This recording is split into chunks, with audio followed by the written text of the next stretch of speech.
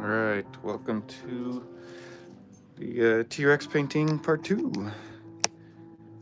If you missed part 1 and you're watching me live, you can watch part 1 later.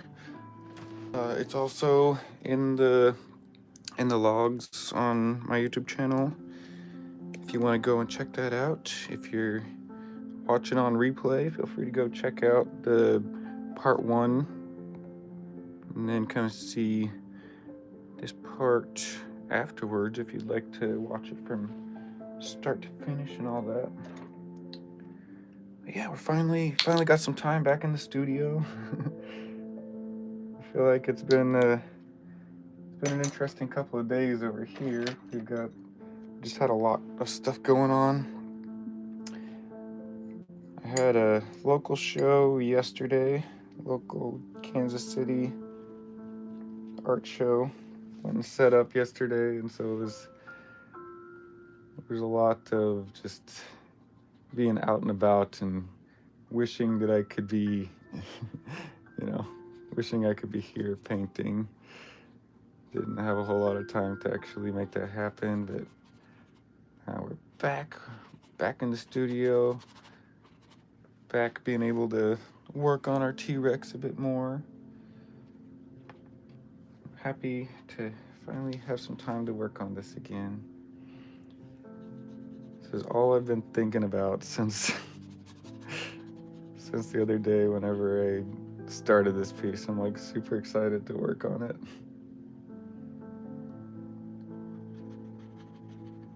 I've just got like a little bit more I want to do with the acrylic underpainting before I really get into the oil part. I noticed that I didn't quite get the jaw the right shape, so that was the first thing I did, was fix that. I've been staring at that for the last couple of days. Just been like, man, I wanted to post the work in progress, but I was like, nope, that jaw looks completely wrong, because I just didn't bring it down enough. I was like, well, you end up playing Mario Party? We didn't end up playing Mario Party. I think the Wii. We were gonna play it on an old Nintendo Wii. The Wii wasn't working, and so we ended up playing Ultimate Chicken Horse, which is not the same, but it is similar fun. It's just shenanigans, yelling at your friends and all that. It's a good time. Yeah, went and did that on Friday night, and then yesterday just spent all day at that local show. One thing that was bothering me looking at this afterwards was how overly textured this looks. I just want to kind of push this back a bit. Push back some of that texture. It was just a bit too much. That already looks a bit better. Anybody joining in, welcome to my YouTube channel. If you're not subscribed, feel free to subscribe. I've got lots of time lapses on my channel, as well as past streams. I also have a lot of YouTube shorts. Trying to just invest my time in a platform that I can actually work with the algorithm a little bit. How did the show go? Looked fun on IG. It was all right. I definitely made it look like I was having more fun than I actually was. All day yesterday, I was just wishing I was home working on this. Like, this is all I wanted to be doing. It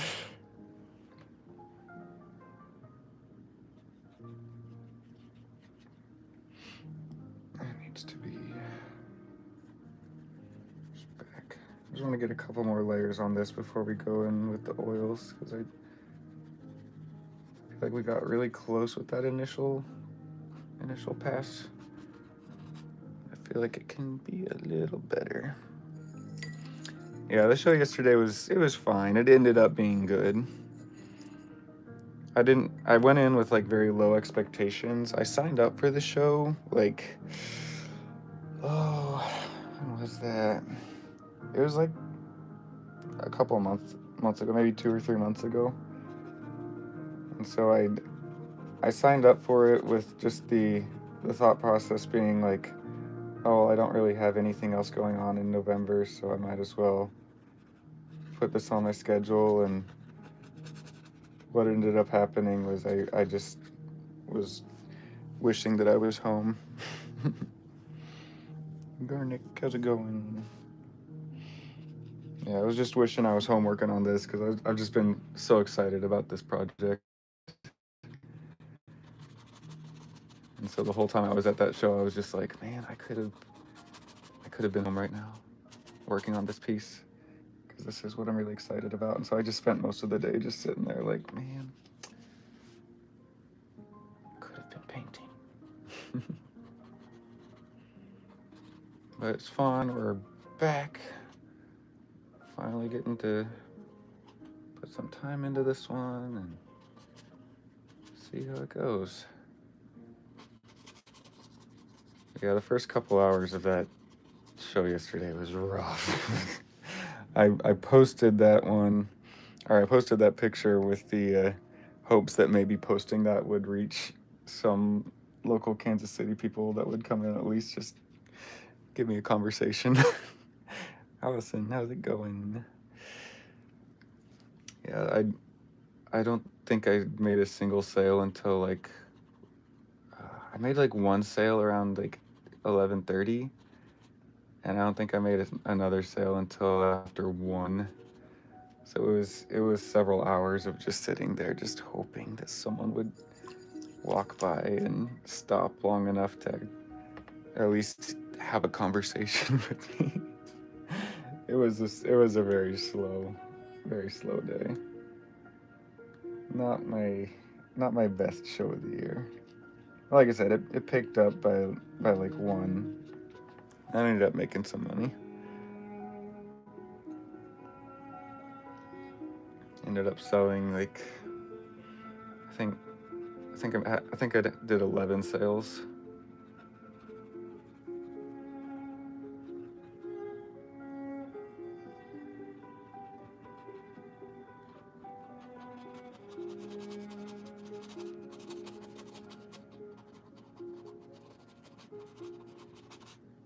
Which 11 sales at $40, or I bumped them down to $30 prints yesterday because I was just tired of people just looking, seeming super interested, and then leaving. Had a lot of people come by yesterday, and they seemed so into it. They seemed like, oh, this is the best art I've ever seen in my life. Like, oh, this is so good. And do you have a card? Like if you're at an art show selling art and someone asks you for your card, that's the sign that it's all over. That's a sign that you're not making any money. As soon as they ask for a card, it's all over. And a lot of people don't understand that. They're like, well, they're asking for your card. They want to connect. You're making the connection. I'm like, yeah, but as soon as they ask for the card, that means they're not buying something.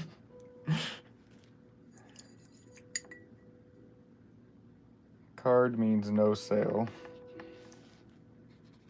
Even if they say like, oh yeah, we're gonna go buy something online. No, they never buy something online. I can count on one hand the amount of times that I've like given someone a card and then I've seen an online sale shortly after from the city that I gave them the card in. Like I've given away so many cards, and the only reason I have cards is because I want to get commissions, and that's like the best way. If someone wants to commission me something, then having the card there is good to have. I also like having a free item at my booth because my cheapest item at my booth is $40 when I'm at a Comic-Con. And I know not everyone can afford $40. I know a lot of people can, but they just don't value art at $40 because the kind of industry standard for art prints is $25. And I'm trying to break that industry standard because I know a lot of artists who deserve more than $25 for their prints, and I feel like prints are worth more than $25. Also, with the rates of booth fees, what they are, $25 is really hard to make any sort of real money. Like, you can make some money at a $25 price rate, but it's really hard to make any sort of like a livable wage off of $25 when the booth fees are in the thousands usually. Like Salt Lake Fan X was my most recent show that I did. It was $3,800 for the booth fee. Like $3,800 is a lot of prints. And if you're only charging $25 for your prints,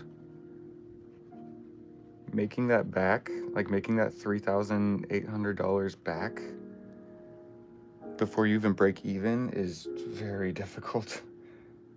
Like at 25 bucks, what is that? 3,800, 152. Yeah, if I only sold my prints for $25 at my Comic-Con booth, I would have to sell 152 prints before I even broke even. Yeah, the printing cost. Thankfully, printing isn't a lot. Like a good print shop does it for much less, and the profit margins are actually really good for prints. But it's the booth fee plus the hotel, plus the travel, plus the food, plus if you're paying any staff to help you at the booth. Like, that adds up a lot. The gas to get to a convention is usually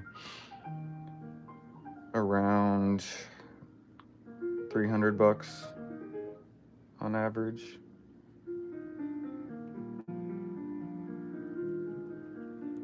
And then food is usually a couple $100.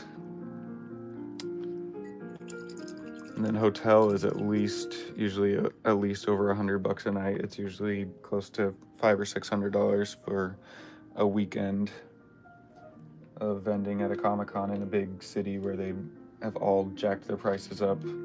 Everyone's hiked up their prices to go along with the convention.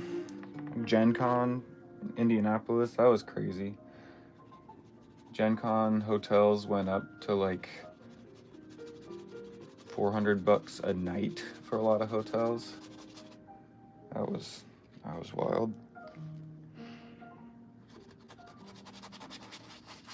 Just trying to get some more contrast in here. Oh, this still looks like a volcano. Just kind of blowing smoke up here.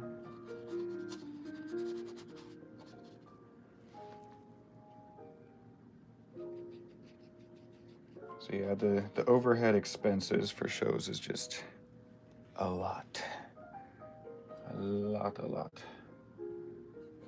And so yeah, I have to, that's like one of the main reasons that I charge $40 for prints, is because when I do that, and then I do buy two, get one free in person, I'm usually making $80 a sale.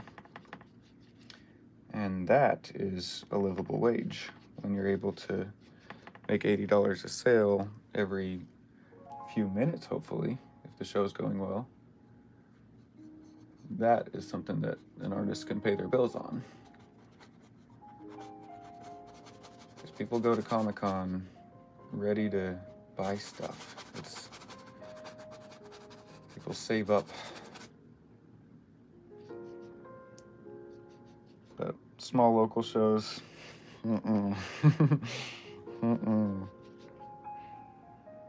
Selling anything at a small local show it's like pulling teeth. You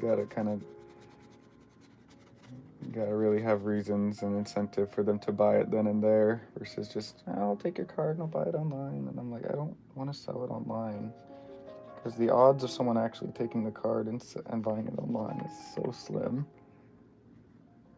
the odds of them like actually remembering to go and buy it online or buying it online later, it's very, very unlikely. Do you have to pay a booth fee for the local show? Yeah, it's like it's usually less than like $60. It's not too bad. I think this one was right around $60. So even when I bumped the prints down to $30 each, I was able to pay the booth fee in one buy two get one sale. It was just trying to convince anyone to actually stop and look long enough to buy something. That was the hardest part. Everyone just wanted to keep walking at this one. Or they would stop and look and be like, oh, it's amazing. It's the best art I've ever seen. And then they'd want a business card.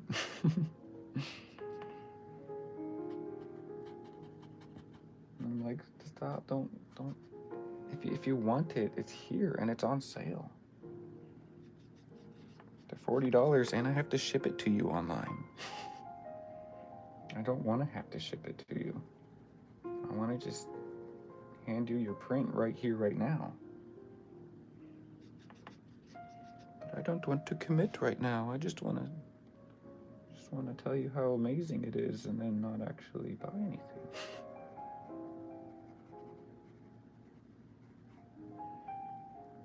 That's fine. I appreciate the nice words. How many hours are you at your booth during a bigger con? It's all day. Like Salt Lake was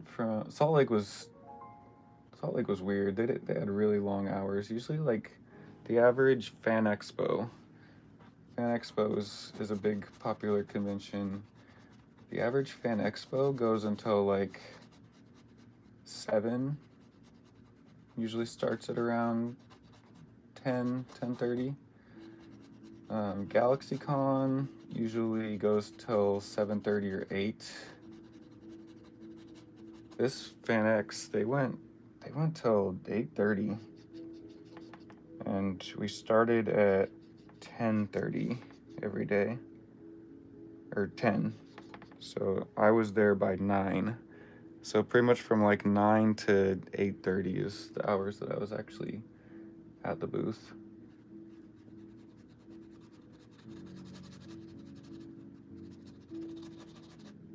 So very, very similar to a full-time job. Only on specific weekends though. A lot of other weekends are pretty chill.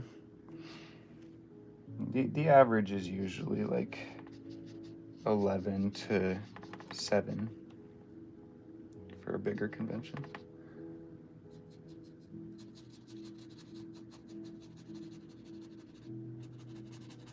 Push some of these clouds back.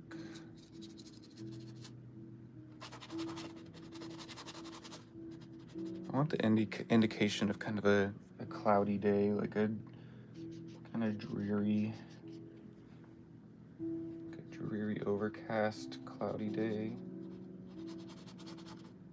I was playing around with the idea of having it be like a bright, sunshiny day, because that's what I see a lot of other prehistoric art as, is kind of this like bright, but it was almost too happy. Like I wanted the overall tone of the piece to not be so like bright and happy. I wanted it to be more scary and in your face.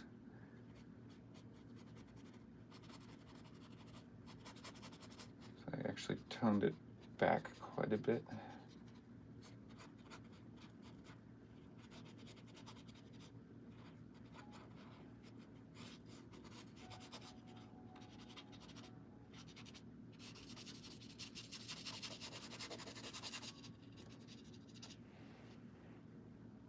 Yeah, this second pass with acrylics is definitely helping the piece. I think it was just missing a lot of good contrast. Just trying to kind of clamp in that contrast, make the Dark's a bit darker, the bright's a bit brighter.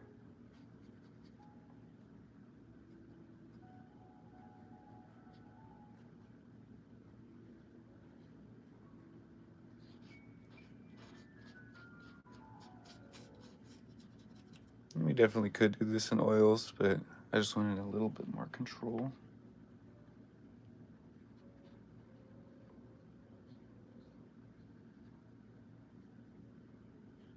That's the nice thing with acrylics is I just feel like I have just a little bit more control with the acrylics.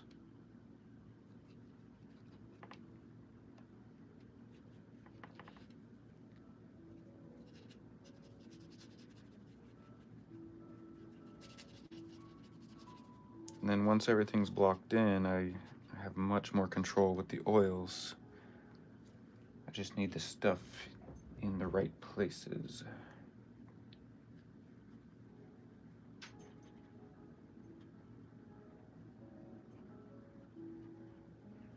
What you doing, Frank? What you doing, Franklin? We're letting Franklin have a bit more free reign to run around the house the last couple of days. He's just a puppy, so he's still kind of naughty. We're trying to give him a little bit more reign. A little bit more freedom, just to see how he does. So now we've got the door to the stairs open, so he can kind of go up and down stairs a bit more as he pleases, rather than just staying right close to us the whole time.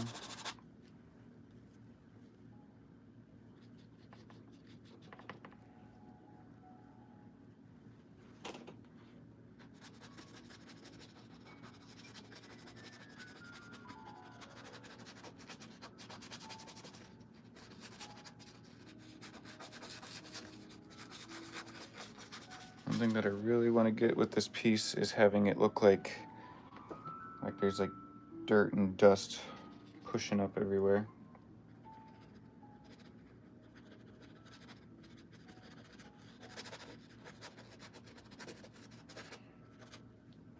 It should help with the silhouette a little bit more as well.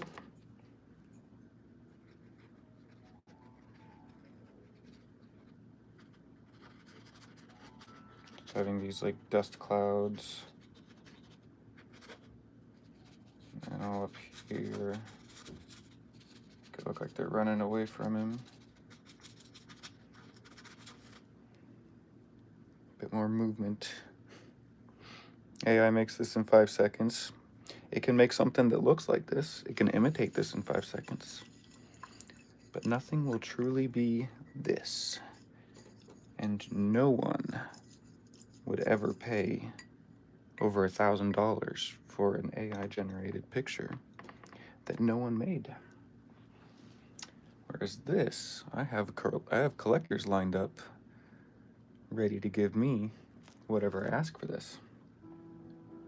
And that's the difference between an AI generated image and something that someone actually put effort into. The AI generated image has 0 value, whereas this has years and years and years of time put into it. And if you say no one will ever buy this from you, tell that to my 8,000 Etsy sales. Tell that to the people in the chat right now who have paid me $40 for a reproduction of my paintings multiple times.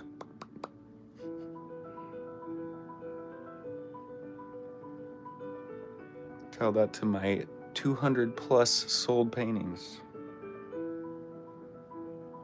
Tell that to my collector who just paid me $8,000 for a Thanos portrait.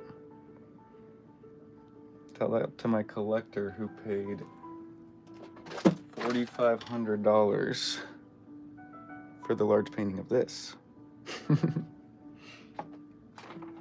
Yeah, get screwed, bye. Get screwed. Go away. I hope you're trolling, but whatever.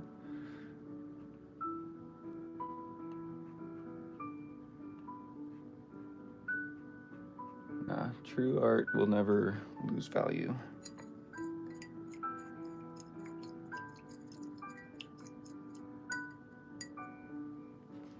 And that's why I keep going. And that's what I will tell every other artist out there. Doesn't matter if AI can imitate this in 5 seconds. No value in that. And everyone's super. Nobody will be. Oh, you're legit. I checked your Etsy. Yeah. I'm not playing. I'm not trying to be a dick about it, but yeah. Before you start saying stuff like that, just think about it.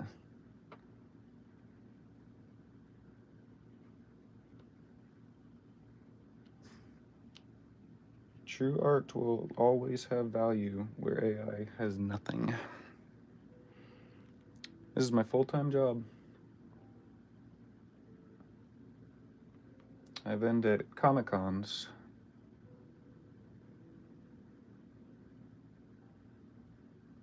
I set up at Comic-Cons all over the country. I post on social media. Been doing this for about 12 years. I've been full-time for about 3. Both my wife and I were able to both quit our jobs and just paint.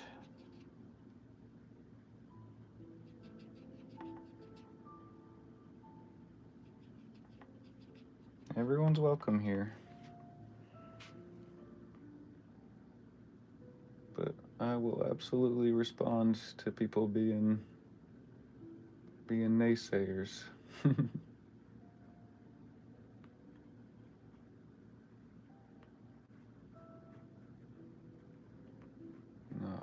art is valuable.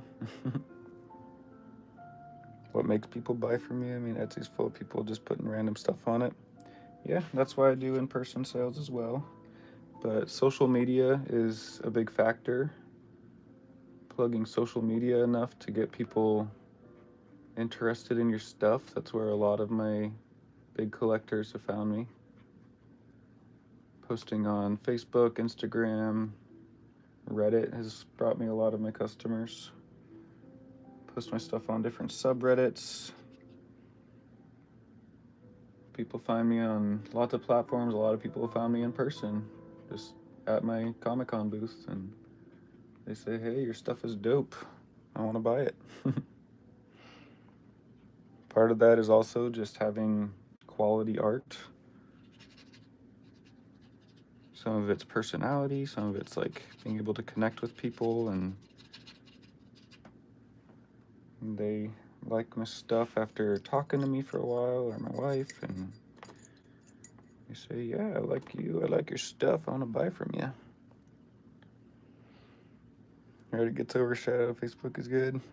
All social media sucks, and yes, it is very difficult to get followers on social media. The only reason that I have a lot is because I've been on it so long. I've been trying for so many years. I've been posting on Facebook for probably 8 years now. I've had my YouTube channel longer than my Facebook, and my YouTube channel has the lowest amount of followers of all of my stuff.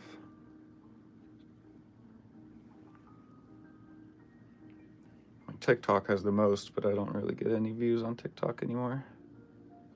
The algorithms there are way too fluctuating. They only prioritize new pages that are just starting to take off, or the old ones that have so many followers that it's hard not to get a lot of views on. But there's even people with millions of followers on TikTok that still don't really get any views at all. I have almost 200,000 followers on TikTok, and I can barely get views there. Where do I get my inspiration? Whatever I'm enjoying that day. I make a lot of fan art. All my favorite movies, video games, books, TV shows, and then original stuff. My original stuff, I get my inspiration from other artists who paint something that I think looks really cool, and I want to paint something similar in my own spin, my own flair. right now I'm working on a piece.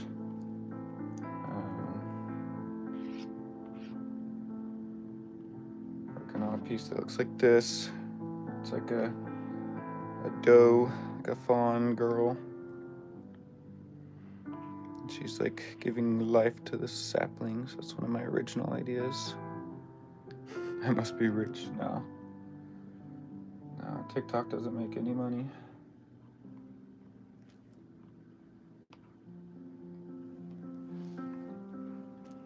Used to do really well on TikTok.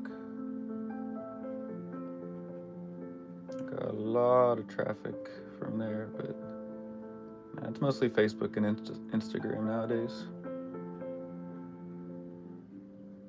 Right now it's mostly just in person.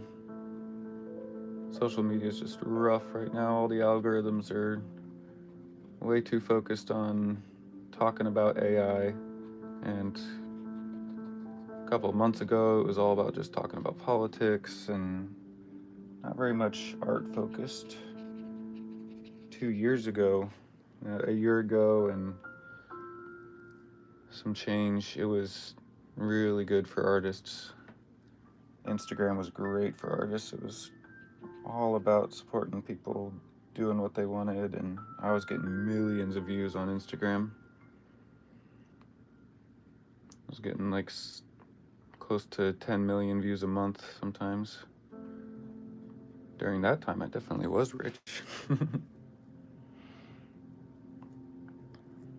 Everybody likes dinosaurs, oh yeah.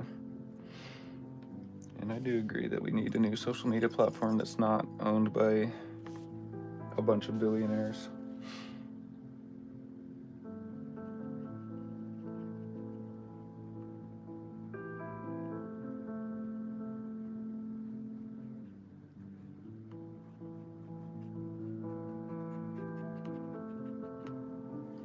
I think that would be great. Neptune is looking promising. The Neptune app is what they're calling it. It's looking pretty good. I'll definitely be checking out the Neptune app when it fully launches. They're still working on the launch of that.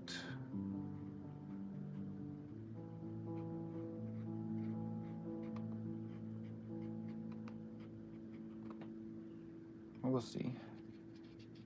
I'm not worried about it. There's no Control Z, that's right.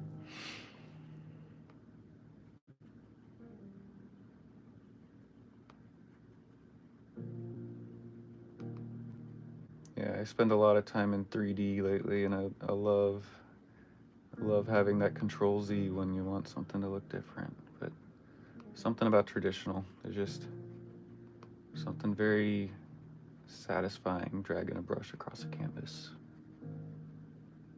Traditional art was my first medium that I really got into. I love it.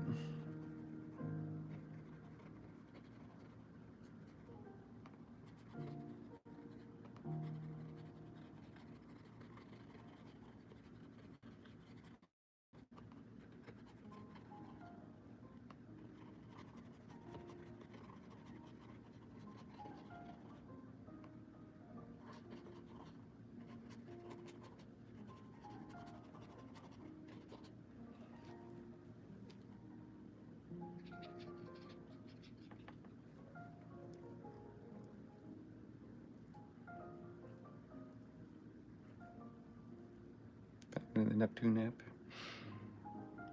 Guerrilla community going on in Seattle. I can't wait to show you in person. Yeah, that's awesome. Yeah, you were telling me about that. Yeah, I hope I actually get into Emerald City. That'd be awesome. They still haven't gotten back with me. That guy called me. He was like, "Hey, be sure to get your answers filled out in that application." And I was like, "All right." Got them filled out, like within the hour that he called me, and haven't heard from him yet. So we'll see.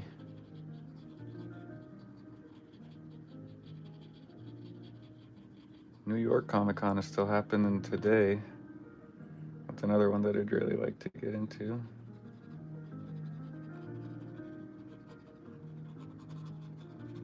Some more of this bounced light. A lot of information you can get from details like that. They added more overnight. Nice.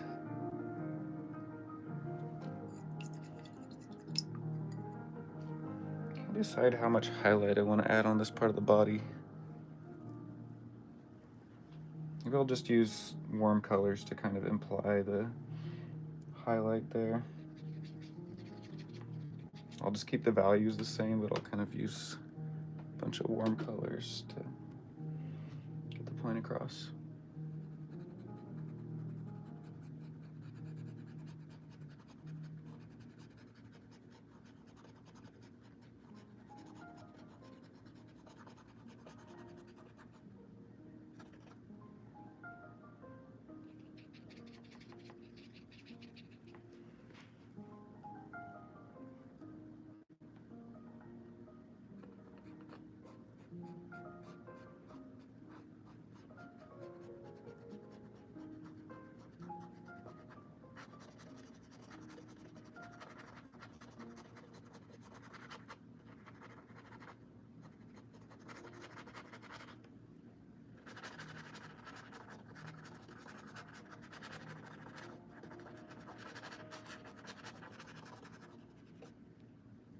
What I want here is I want the tail to be kind of pushed back.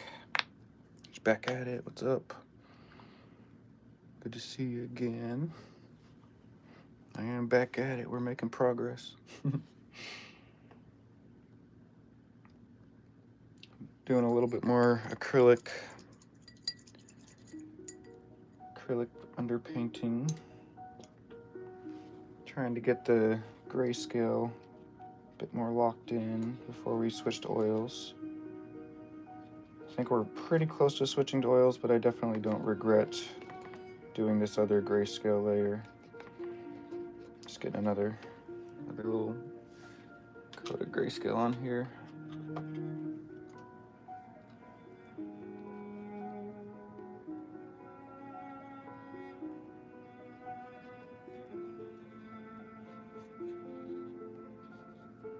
Just gotta get the values right.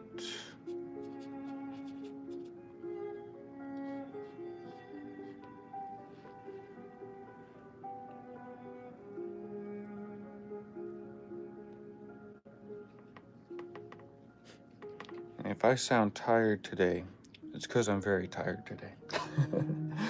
My voice is probably so deep and gravelly today compared to when I was streaming the other day. Yeah, between that show, getting up much earlier than I'm used to for a couple days in a row now. Yeah, my body was just like, nope, we're good.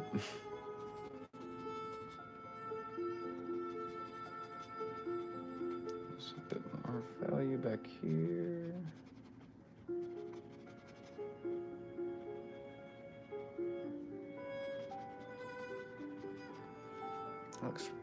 Looks pretty good.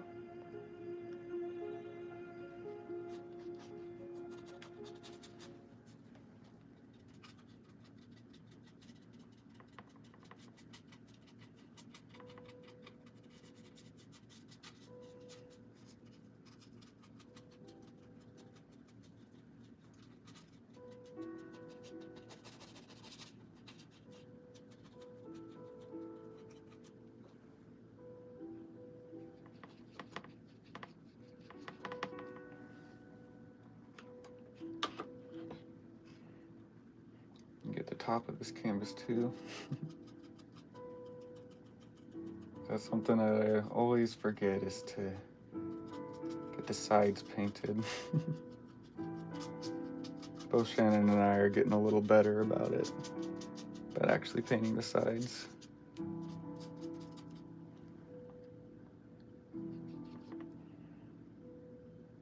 I've been excited to get back to work on this painting for since I was working on it that first day.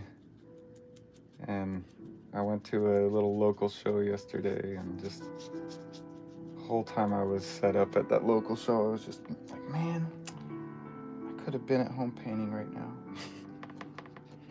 I ended up making some money, so it was worth it, but I just wanted to be home working on this. That's all I wanted to be doing. Just working on this. And I've got my other piece for my class that I'm really excited to work on too. My one for my Dinosaur class. My next step is that I'm gonna do a small, like probably a little 8x10 color study. Because my traditional art is just leagues ahead of what I can do digitally. So I think if I spend some good time doing a small traditional piece where I just spend a lot of time working on the drawing and then painting it just probably very loosely, like not working on the details super hard, but just trying to get the colors blocked in. I think that'll be good. So I'm hoping to finish this today and then work on my color study tomorrow. I feel like this canvas is being really weird with the water. Like it's not holding the water very well.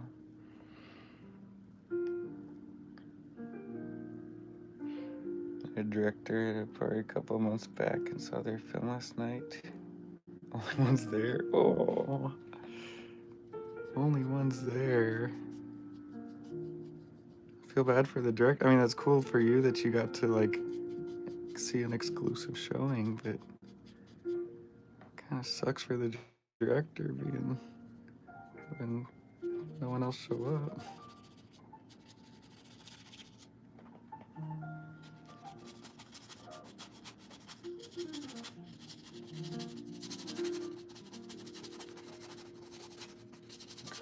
Blur that back a little bit.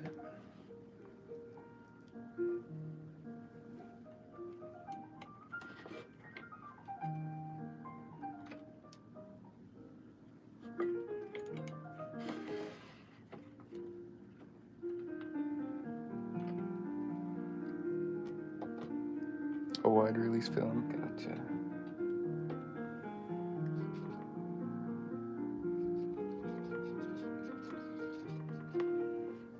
Yeah, I would have felt so bad then if it was if it was like a small private viewing with the director there, like a private showing, and then no one else showed up.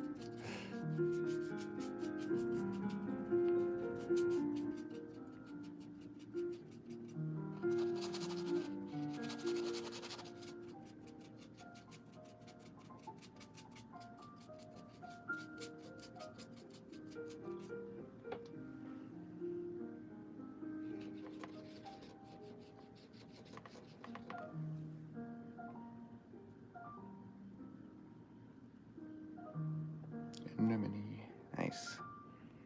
Sean Bean. I didn't know Sean Bean was still making movies. He seems to just kind of do his own thing. I haven't seen him be in a movie in a little bit. I mean, I guess I don't really watch a lot of movies, so I wouldn't know, but that's cool.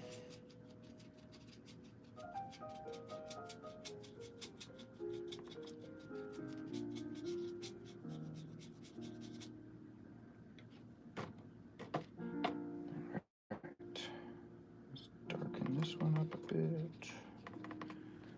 The bottom of the painting.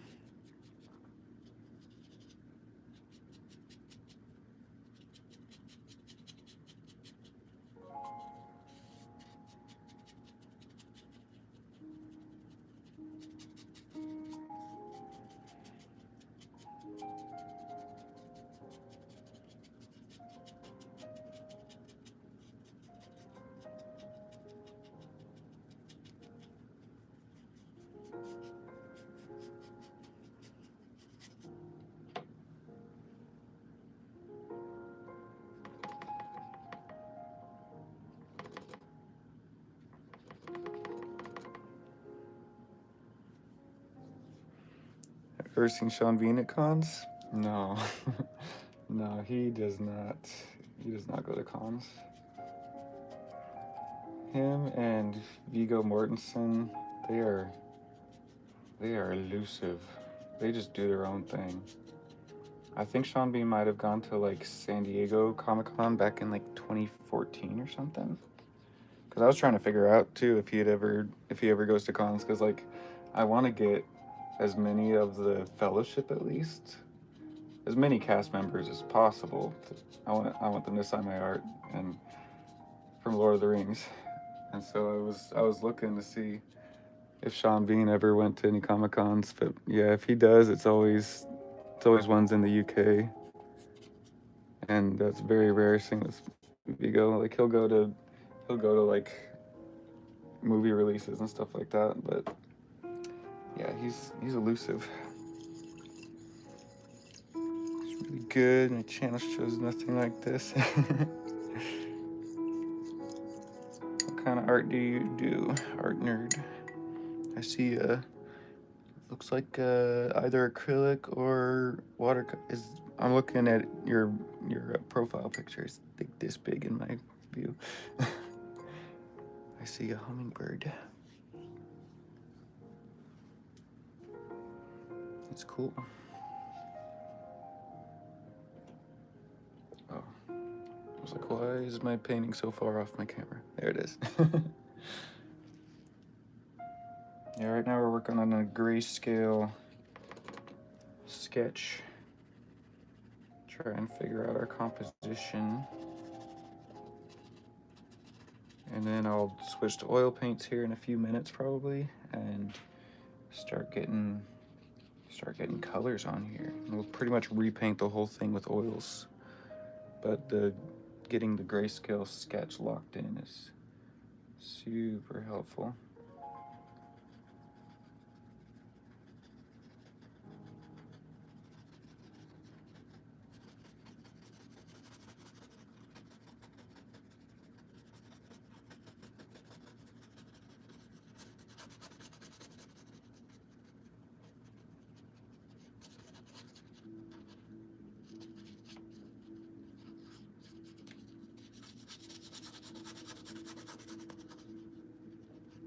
Get more light back here so that it'll bounce off that silhouette a bit more.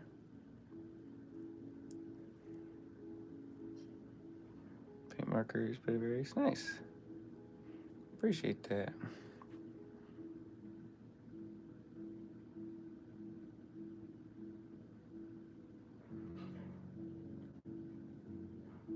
Wish there was an easy way to follow back from here. Drop me a comment on one of my videos. I'll go give you a follow back. Always looking for more artists to follow on YouTube. Been on TikTok and Instagram and Facebook for so long that my YouTube channel is not where I'd like it to be with art channels. I mainly just follow big ones. By big ones, I mean like the millions of subscriber ones. So I don't know if that's you. That's cool if it is. But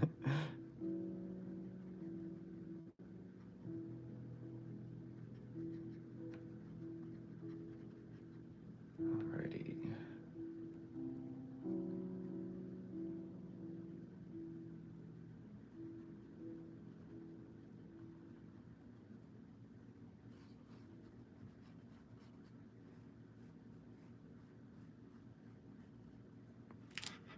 Get some extra volume in that teeth. Here we go. Can't wait to have 6K subs like you. He's pretty cool. 6K subs doesn't pay any bills or anything, but I'm happy to be where we're at.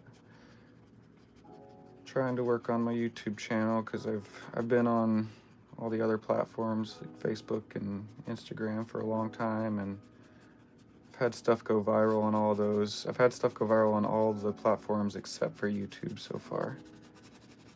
But YouTube is the one that actually pays off once you get big enough, I guess. because you can monetize stuff and it actually pays out well when stuff goes viral. Whereas all the other platforms, if something goes viral on any of the other platforms, you get nothing for it. Back in the day, you did really well on Facebook, but yeah, that was a couple of years ago. I had one of my Lord of the Rings paintings get a lot of views. I just posted a video of me like turning a painting around, and then I showed, like in the video, I showed like the different kind of prints that you could get it as, and that video was like the perfect one to go viral. It ended up getting about 3 million views, and that was when the monetization stuff actually worked. And so that video ended up getting monetized. It wasn't a reel, it wasn't like a live stream or anything, it wasn't a paid promotion, didn't have any, I don't even think it had music in the background. It was just me like holding a painting, turning it around, and that video did amazing. And so that one, I ended up making probably over the course of like 6 months, I probably made close to, I want to say $8,000 to $10,000 off of that video. That's the best I've ever done on social media ever, was that Facebook video. But since then, they don't do anything like that. Nothing like that nowadays.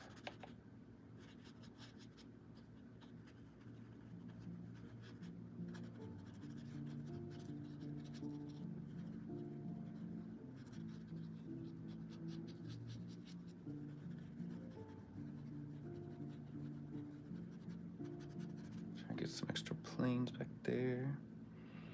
Sketch today of Darth Vader. See how that piece goes? Nice. Yeah, I love Star Wars. I've got a pretty cool Darth Vader. If I could find it real quick.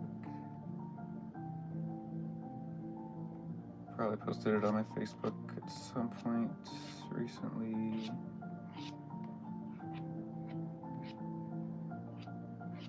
There's my Darth Vader. My General Grievous. I love that one.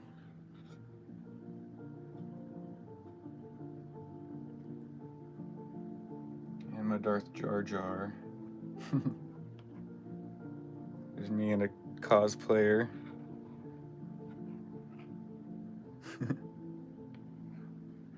And there's my Darth Jar Jar painting.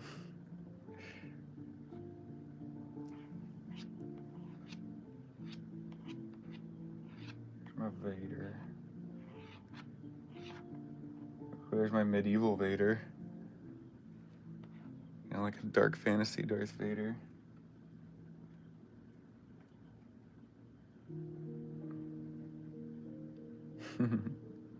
Yeah, Kessel Run is, I love that piece.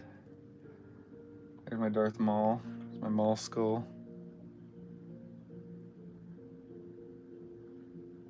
Yeah, I don't think I have a favorite either besides Darth Vader.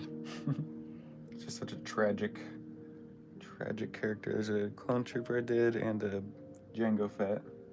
Those are digital sketches that I did, Photoshop. There's my, oh, come on, load.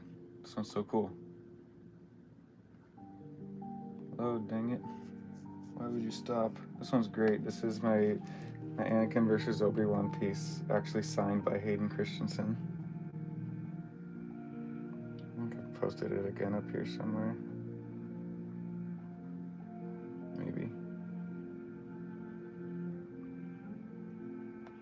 There's my Duel of Fates. Yeah, I have a picture that won't load for some reason. It's a print that's signed by Hayden Christensen that someone went and got signed by him and then brought back over to me. Oh, come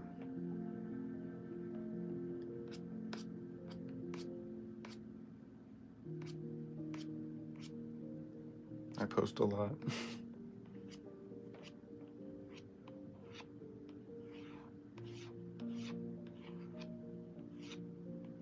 Oh, there he is.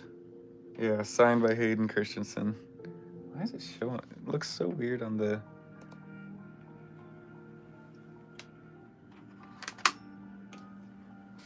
closer. Looks so weird on the screen. Yeah, look at that. Signed it right across the white part of the lightsaber. I should turn the brightness down. Maybe I'll see that better.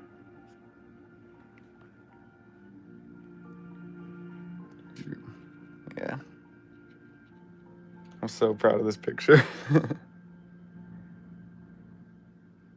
Yep, Anakin Skywalker himself signs the Darth Vader print. This was a large canvas print. That was a 24 by 36 canvas print that he signed. And then they brought it back and let me take a picture of it. The customer who bought it. Yeah, that was awesome.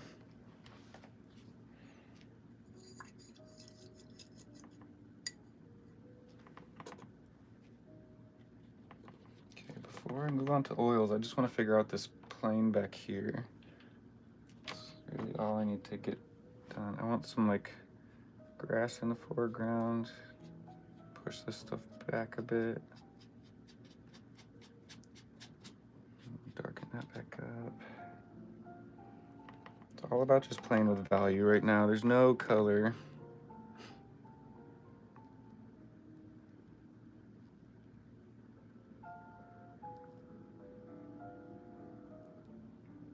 Thanos, yeah. This is my color study. I'm about to use this as reference for a 60 by 40 inch painting. Yeah, this is a big commission. I don't know if he's still in here, but there's a guy in here trolling me earlier. And he was like, he's referring to this. He was like, AI can do that in 5 seconds. And I was like, yeah, AI could imitate this in 5 seconds. AI doesn't make anything though. And he was like, no one's ever gonna, I was like, the value in real art is that there's no value in AI. There's only value in real art. Something that someone put time and effort into. And he was like, no one's gonna pay you for your art. And I was like, tell that to the person who just dropped $8 grand on a commission for Thanos. I was being a little snarky, but he ended up sticking around for a while and chit-chatting. Tried to put him in his place, but them, I don't know who it was, but yeah, I put them in their place. Where did I meet him? I didn't personally get to meet him. I've seen him from a distance a couple times, but that one they bought the canvas print from me and then they brought it over to him to get it signed. So I didn't personally get to meet Hayden, but that was in Minneapolis, Minnesota, at Twin Cities Con.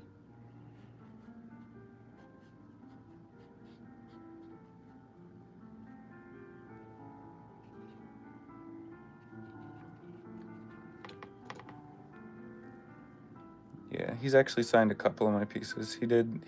He signed that large Darth Vader one, and then he signed my Anakin versus Obi-Wan, and he also signed my Medieval Vader. I want to say it was at like Indiana Comic Convention, maybe.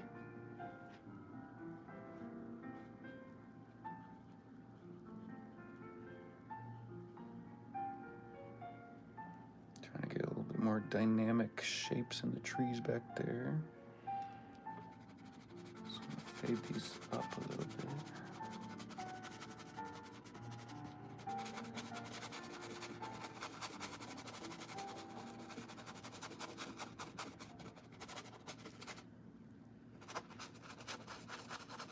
Yeah, there's a couple big actors that I would love to meet someday, but getting away from my own booth at Comic-Con long enough to stand in line and meet them is very, very rare that I actually have time to personally go and meet people. giant comic strip of the Obi-Wan high ground scene. It wasn't that good. No, I'm absolutely a Star Wars fan. I love Star Wars. It's next to Lord of the Rings. It's my favorite movies. Read a bunch of the books, played a bunch of video games. Yeah, I'm definitely a big Star Wars fan. I'd say next to Lord of the Rings, Star Wars is my second favorite thing to paint. I've done a lot of Star Wars paintings.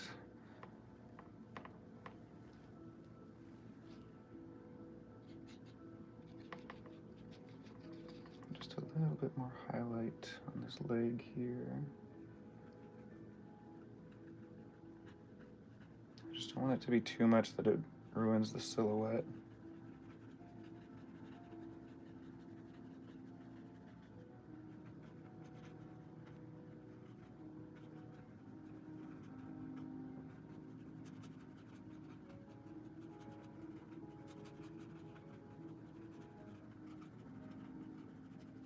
I've been so back and forth on what I want to do with the body here. If I want to leave it textured like that, or if I want it to be a bit more just focused on the face. Revenge of the Sith, yeah, me too.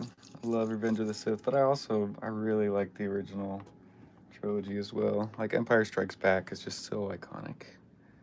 Like I feel like every Star Wars fan has got to have a little bit of love for Empire Strikes Back.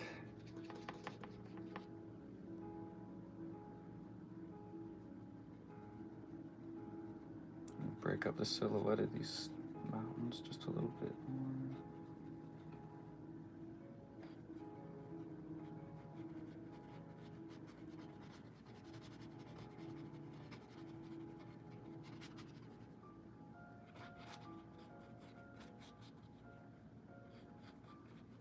I want it to look like the sun's kind of shining through here.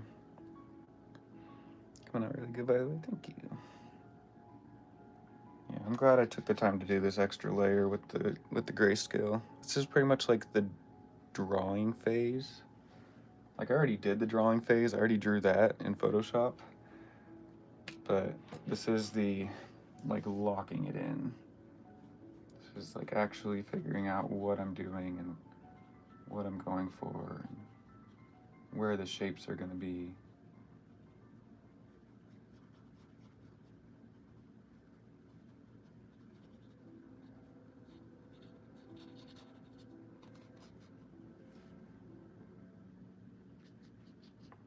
And then once we switch to oil paints, then we're really going to get the details.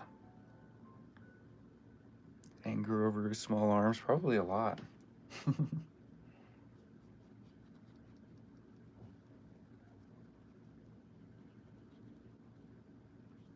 I sure wouldn't like having arms that tiny and needing to catch, just have tiny arms and not even be able to use them.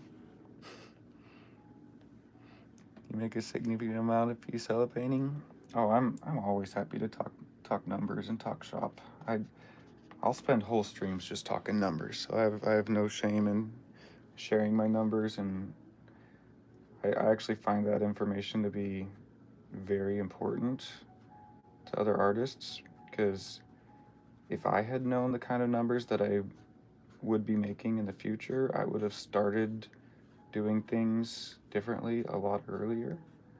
I would have raised my prices on my originals a lot earlier. I would have respected myself a lot more a lot earlier. But yeah, my average oil painting sells for like the average piece goes for like $2,000 to $3,000,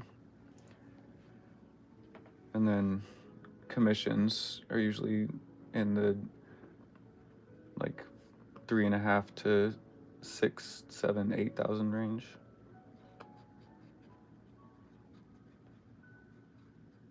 And then I make most of my money on prints, actually. So like those original sales are kind of just like the extra money. Like that's what I put into like my savings and my retirement and stuff like that. But like just paying the bills, most of my money comes from selling prints. And so I just make a nice 11 by 14. I take my painting into a photographer and make a 11 by 14 print of it.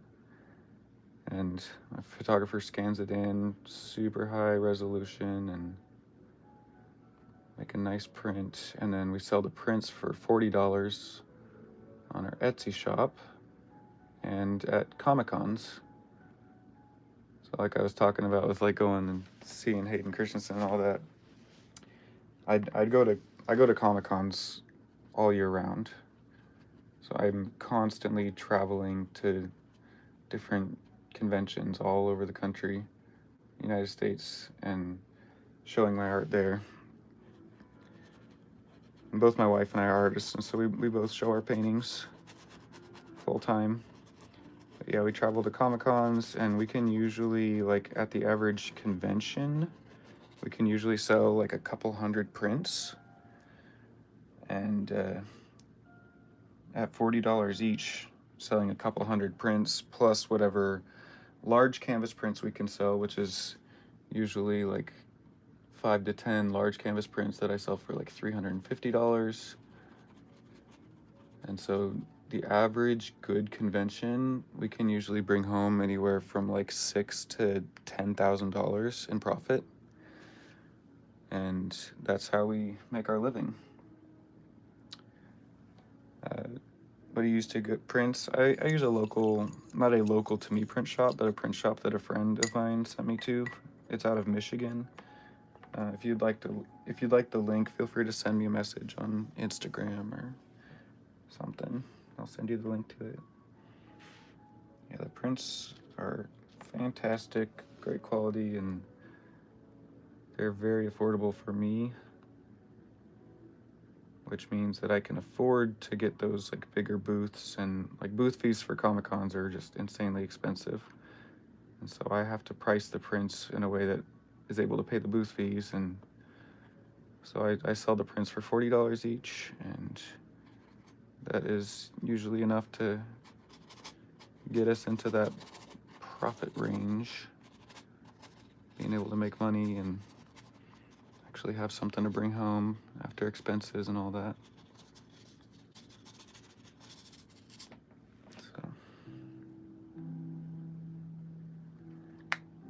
they produce all your print types. They do the fine art prints and the metal prints. I get my canvas prints from another print shop as well. That one's out of Texas.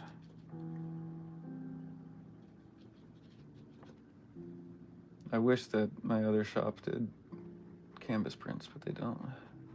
They have like a canvas print option, but it's not what I need. It's like just floppy, like flat canvas, and it's more expensive than the one that they actually ship, like the big canvases that are already stretched and everything.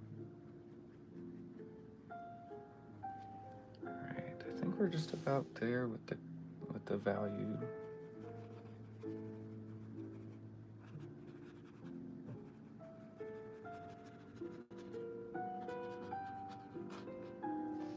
Just gotta do something back here.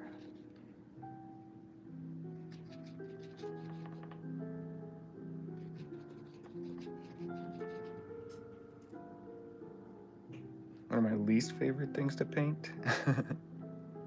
Yeah, the Texas one ships it for me.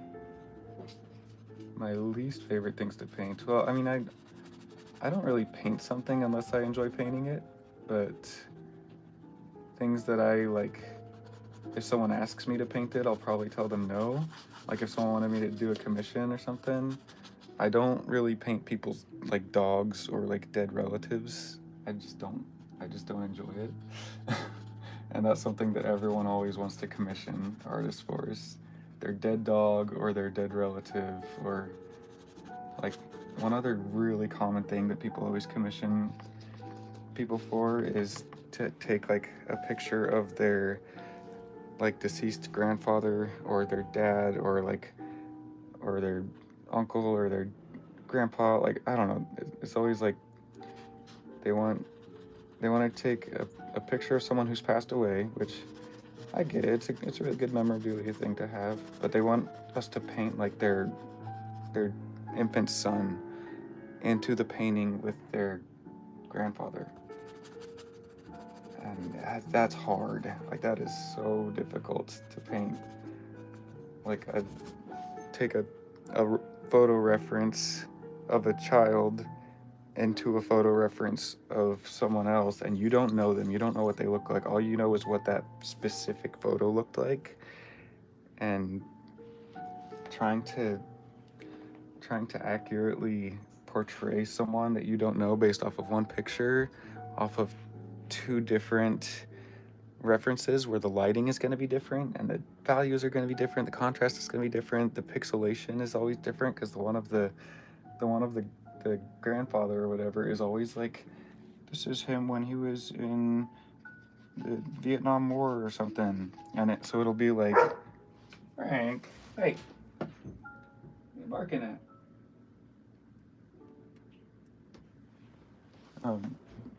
Yeah, like the grandpa picture is always something like really low resolution and like really like old camera, just really hard to work off of as a photo reference. And then the child is always like super high res, like taken with an iPhone or something, completely different lighting, completely different contrast, completely different value, and it makes no sense.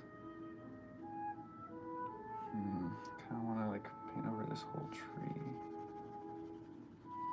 But yeah, those are my least favorite types of commissions to take, and I haven't taken one like that in years. I just turn all those down nowadays because I'm like, I have enough paying customers who pay me to paint stuff that I actually like. Like if I do a commission nowadays, it's usually like a Lord of the Rings scene or something.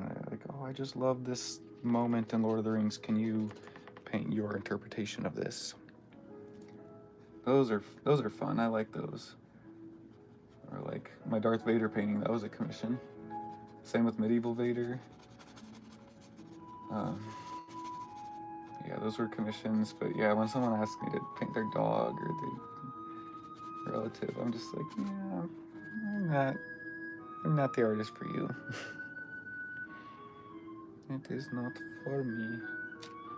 I apologize.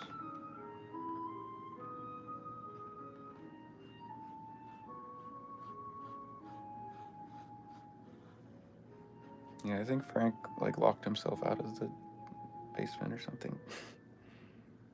Favorite Star Wars painting I've done? Ooh, that's hard. I really like my General Grievous. I think that was probably my best like technical skill one. Really like that one. But my Anakin and Obi-Wan sells the best at Comic Cons. My Maul skull is really cool. I got to meet Ray Park, so I really like my Maul skull one is especially special because I got to bring a copy of it to Darth Maul himself, and he was super chill, and he like took a picture with me, and he actually says that he put the print up in his office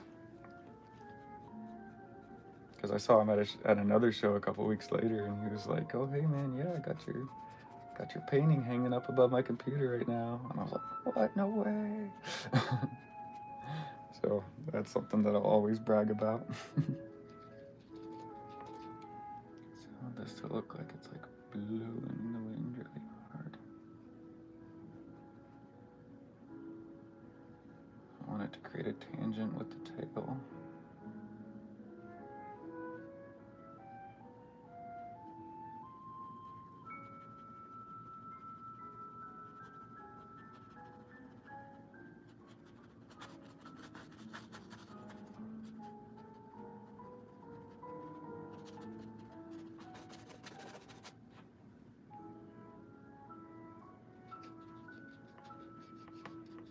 Yeah, I got to meet Ray Park. I got to meet Matthew Wood. Matthew Wood voiced General Grievous, so that's another reason why I really like my General Grievous paintings, because I got to take it to Matthew Wood, have him sign one for me, and he was super cool. Like, because I just brought 2 copies over with me, just like in case I had the opportunity to give one to him and have him sign one, and so he just saw that I had 2 prints with me, and he was, because I just approached him. I was like, hey, just have this painting. I just wanted to give you a copy and say thank you for your great work with General Grievous. He's such an iconic character, and you did such a great job making his voice and bringing him to life. And he was like, "Oh, thanks, man. Oh, I see you have another copy with you. Would you like me to sign it as like a trade? Since you're giving me a free print, I'll give you a free autograph." And I was like, "Oh, yeah, man, that'd be awesome." So he just signed it for free. And usually autographs cost a lot of money. So yeah, he was super cool. Some bright trees going on back here. Oh, there's some light just coming through.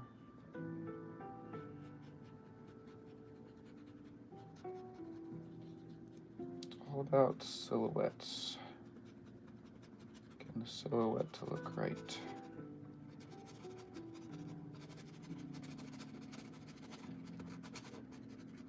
Having this lighter color down here. Seeing what that looks like. Should create a nice like misty effect at the bottom of the mountain. Ewan McGregor? No, not yet. He was at Fan Expo Chicago, and I ended up not getting a booth. I applied for a booth this year for Fan Expo Chicago, and I didn't end up getting one. It was a bummer. I went to Fan Expo Chicago in 2023, and it wasn't great. I think that the booth type that I got just wasn't what I needed. It was like this premium artist alley corner, or premium artist alley inline, and they charged me like $900 for it. And all it was just a bigger booth in like the back of Artist Alley. And they were like, "Oh, it's like the featured Artist Alley section." And I was like, nothing about this is featured. Nothing about this is better than one of the $400 booths, or one of the like, what I really wanted that year was one of the like $700 Artist Alley end caps. Because those, you get great traffic, and they're way cheaper than like a normal corner booth, like an exhibitor booth or something.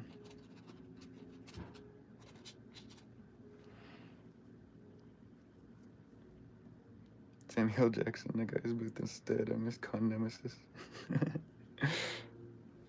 No, I haven't met anyone really big besides like Lord of the Rings stars. I've met some really big Lord of the Rings stars like Orlando Bloom. Got to meet him, and Liv Tyler, Arwen. So Legolas and Arwen got their photo op. So I have a nice picture of me with both of the elves. Those are probably the biggest names that I've gotten to meet. I got to meet Brandon Sanderson just 2 weeks ago. If you're into fantasy books, that was pretty cool, getting to meet him. Got to give him his Chasm Fiend painting.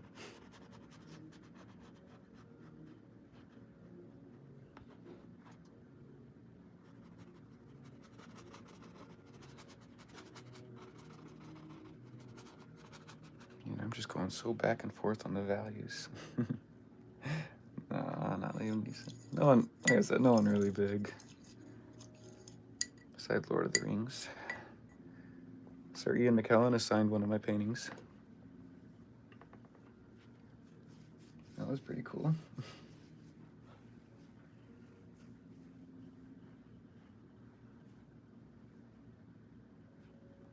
I'm almost thinking about putting some like dust cloud up here, because I've gotten this to look a bit like it's like there's a bit more land mass going back here.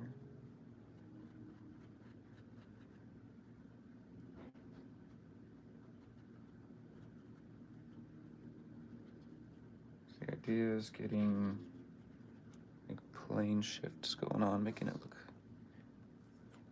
very far away. What's your favorite Jedi and Sith? Anakin. Anakin and Darth Vader. That's hard. I mean, Darth Maul is just awesome. Darth Maul is super cool.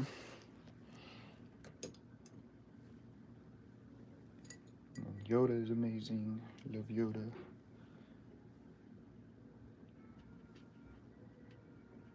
Gotta get this guy's eye.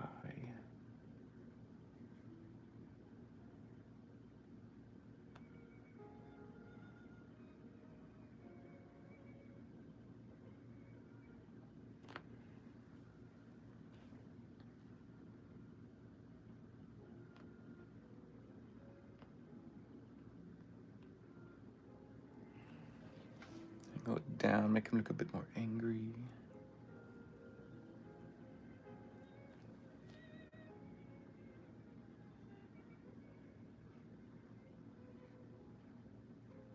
These type of details definitely should be done with oils. I'm just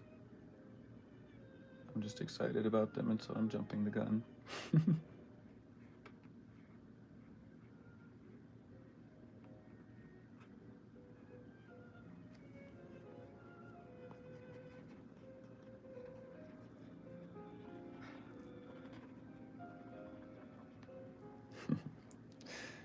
Yeah, that's enough of that. I think we're just about ready for the oils. I want to get some highlight on these trees before that. Just a little bit.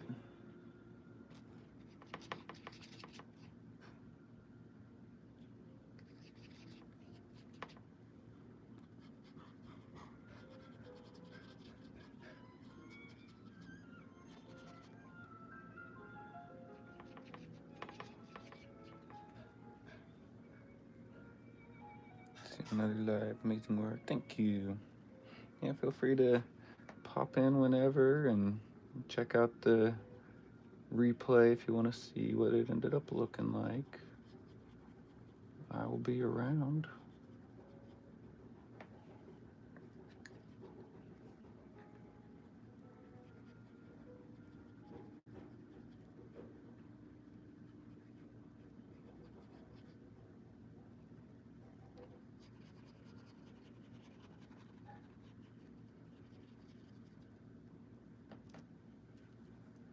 Is looking pretty good.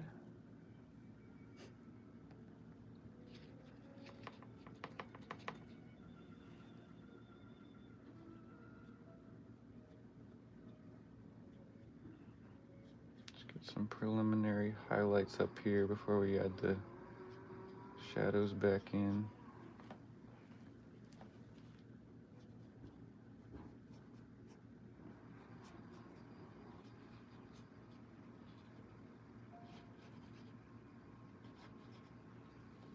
There we go. I want the shadows to be fairly subtle. I don't want them to overtake the T-Rex at all. So like these foreground trees up here, I just want them to be kind of sharp to kind of separate the background trees from the foreground ones. It can also work for me here by providing something else for that silhouette to bounce off. Do I hear a blender in the distance? I don't know what she's making. She's up there making something though. What would she be using a blender for?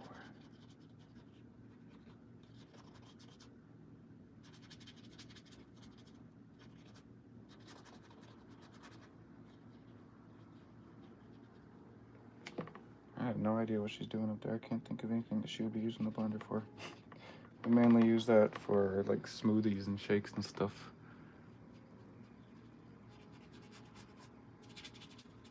That's what I use it for. I make protein shakes and stuff like that.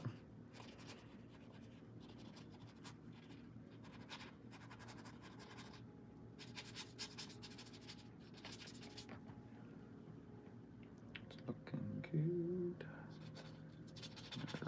folder or something just back here. 3D renders, yes.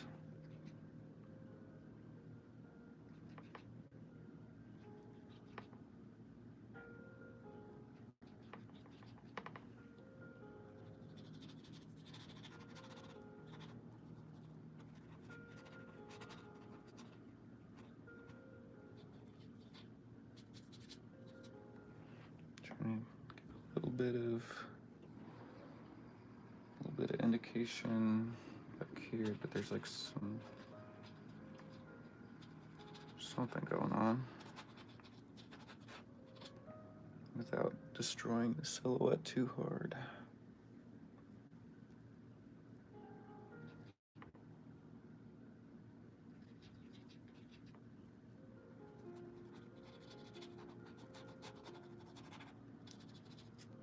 I'm okay with this like coming over the jaw a little bit, but I want all the focus to be right here. When someone looks at this piece, I want them to see that.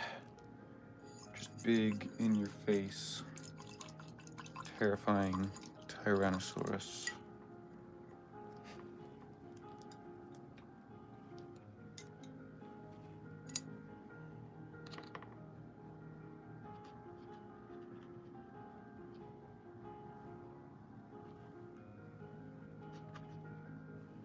I also want some like saliva kind of flinging off the teeth.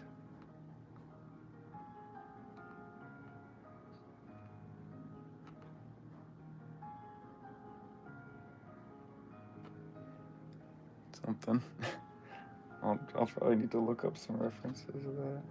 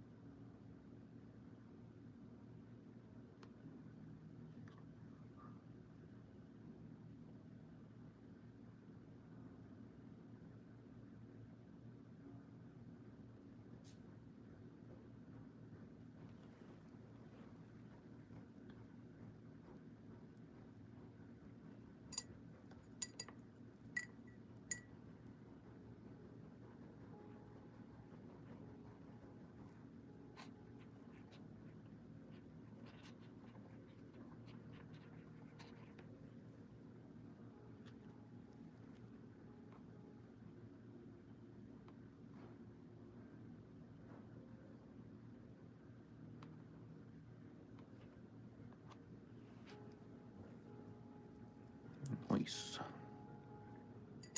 All right, let's switch to oils. Keep talking about switching to oils and keep not doing it. Let's do it. This piece is about to really start popping now.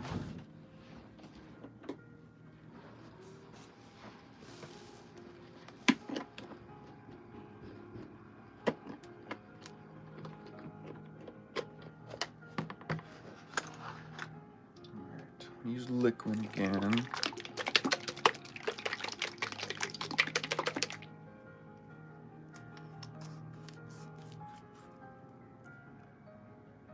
Actually able to open it this time, that's great.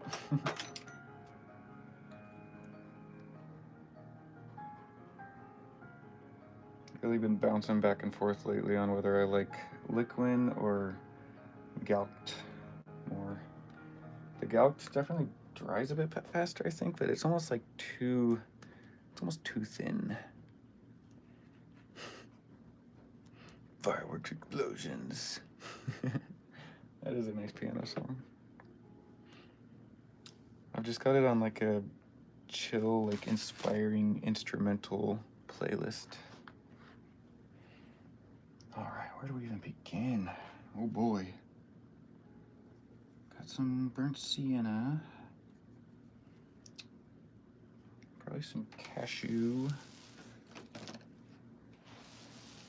Definitely use some green. Cider, cashew.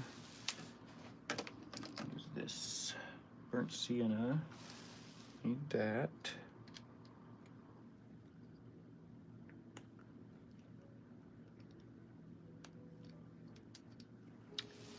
really Naples yellow.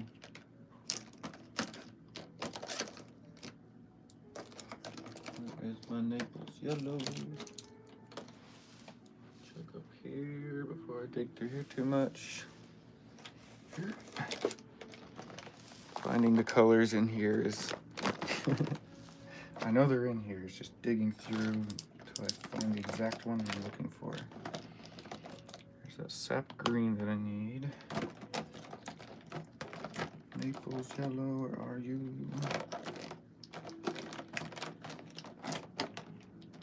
You're in here. Cad yellow. Don't think I'll need any cad yellow, it's a bit too oversaturated. There you are. Good old Nipples yellow. Shannon hates it when I call it that.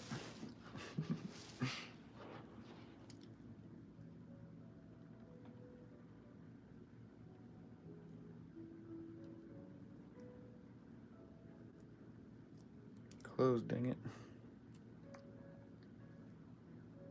I think it might be about time for a new Naples yellow.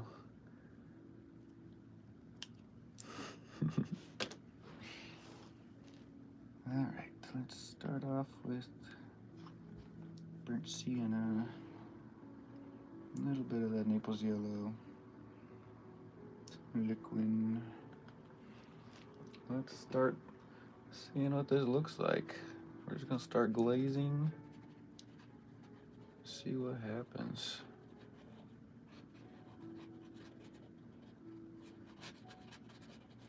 Start to bring some color into this piece. Magic.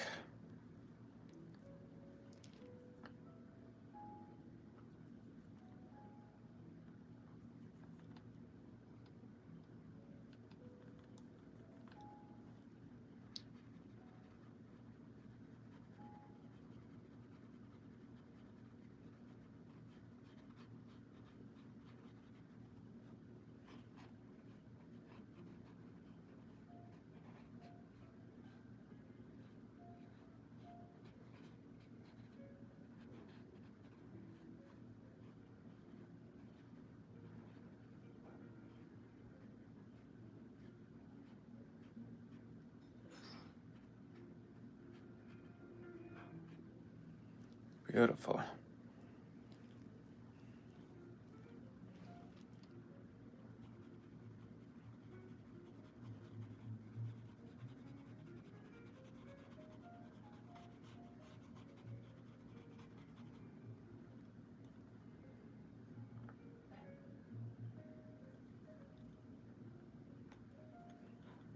A little bit less Naples yellow on this side, more just the red.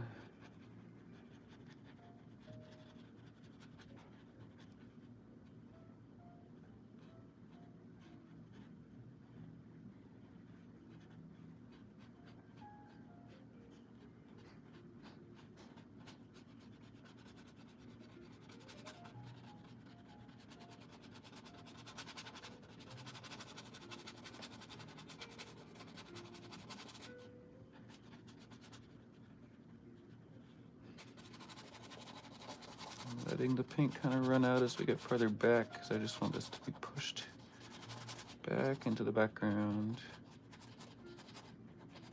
Really focused in on the up close part of the face, less on the back part of the head. Oh, it looks so good already. Yeah, that background work really made it. Really brought it to life.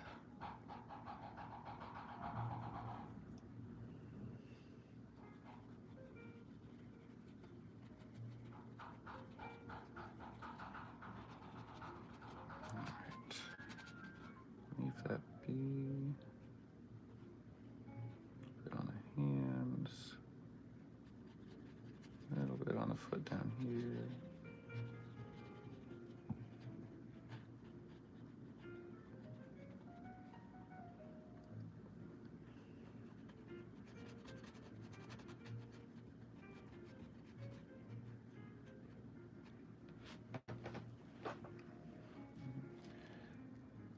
I'm not cooking, she's just art. It's just an art performance. It might be. I have no idea what's happening up there.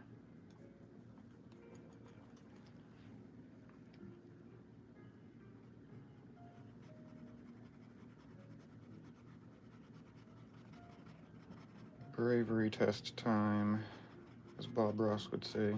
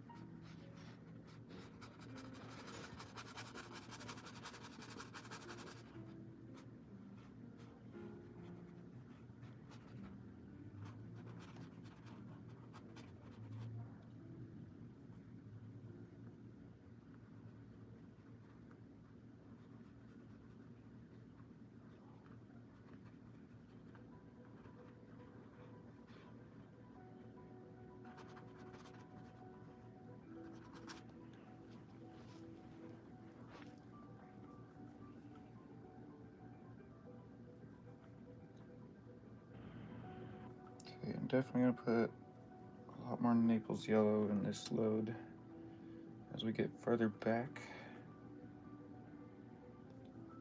Thin it down quite a bit.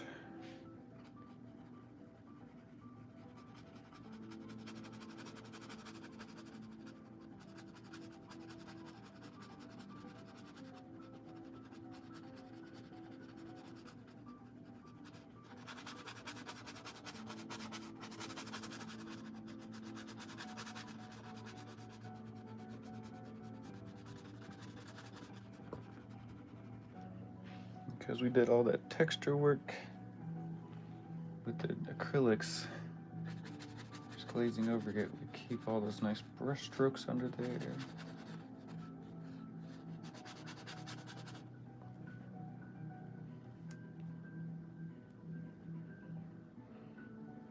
Yeah, getting the dinosaurs to stand still during the original sketching phase. First I had to get a time machine because, you know, all these guys are extinct. So that was the initial challenge, was getting the time machine ready to go. And yeah, then getting out there was also difficult because this place doesn't even exist anymore. The tectonic plates have shifted so much, so I had to figure out how to even get to this place.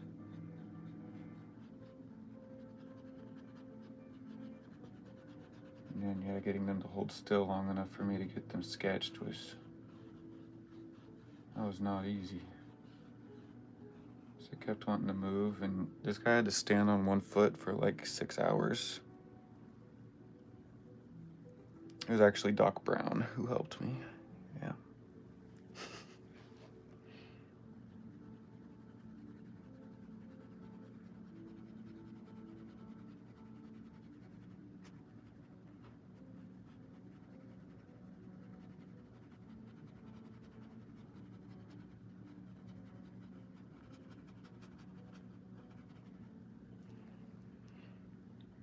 That looks pretty good.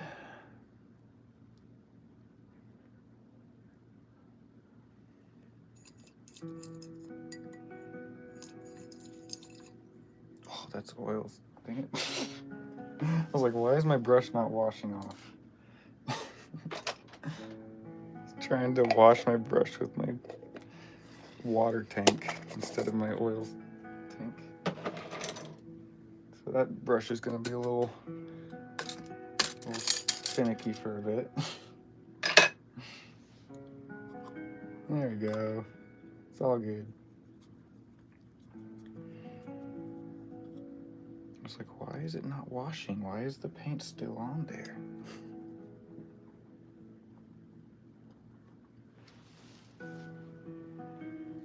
Okay. A bit of red in there.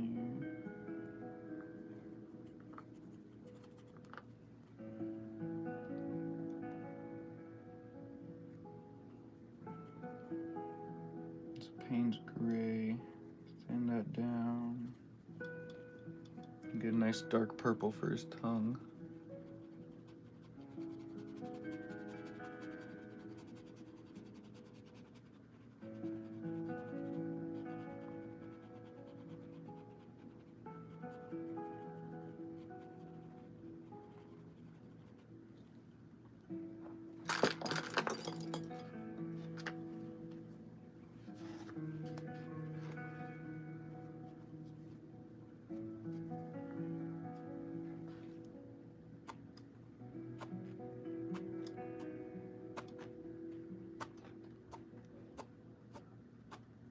Just kind of wipe off where the bright highlights need to be.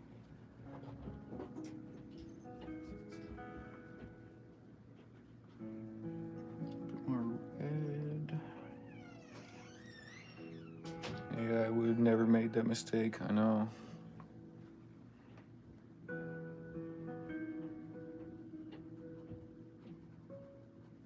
that's what makes human art special.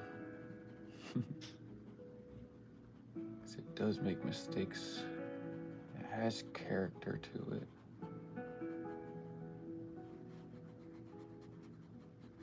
I'm glad I didn't go off on that guy too hard. It was kind of annoying though that he only respected me after he saw that I am a somewhat successful artist.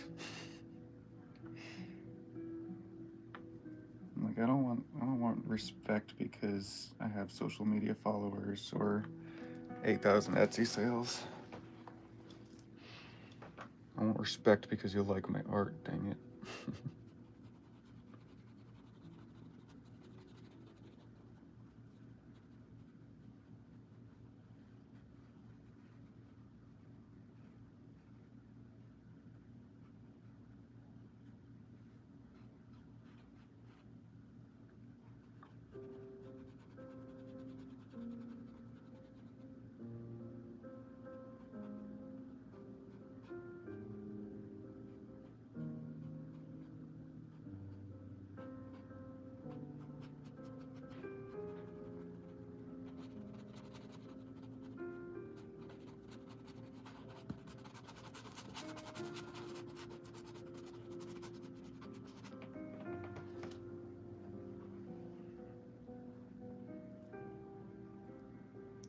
Finger start typing.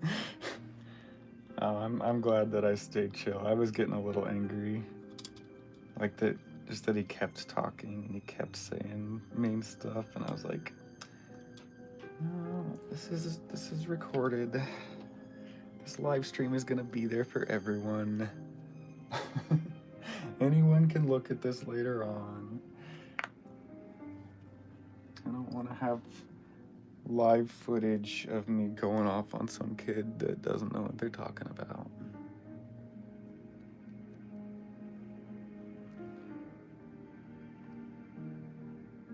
I want orange, like bright orange eyes.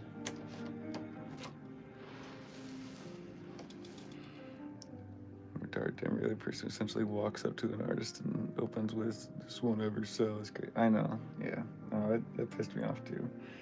It's like you don't know what you're talking about.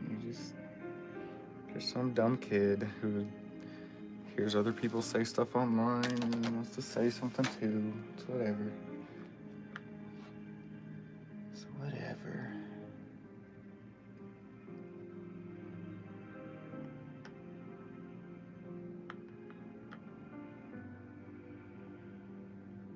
Just hear big people online say stuff that they think sounds cool and funny, like, oh, artists are dumb because they think that their jobs are getting taken by AI and need to just go back to making a hobby or whatever. And I'm just like, I don't care. I'll respond because I don't want other artists to be discouraged by stuff like that. So I want them to see, like, no, it's possible to make money as an artist, and it's whatever. But what's Franklin barking about?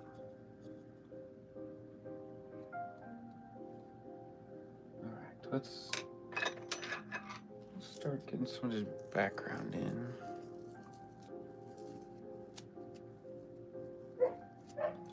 Frank.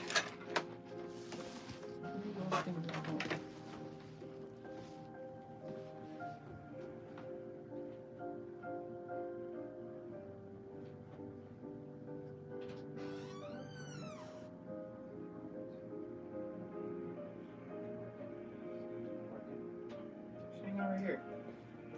Frank, come here. Just chill right here. Chill right here. I'm right here. I don't need to work. I don't need to be mad. Be happy, puppy.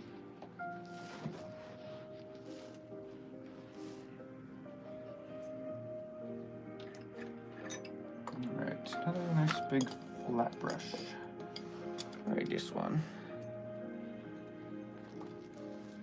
Need some nice blues and purples going on up here. And then some nice dark greens. Got the green, we can start with that. Yeah, Frank the Tank is being Frank the Whiny right now. Shannon put him downstairs, I guess, and now he's upset. Oops, up, Frank. So she put you away. Put you downstairs by yourself. It's okay, Frank. I'm still right here. Because I don't care about you. Just want her.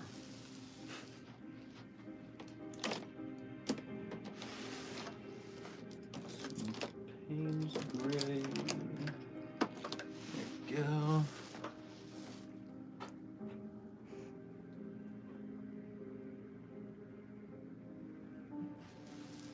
Franklin, hey, stop that.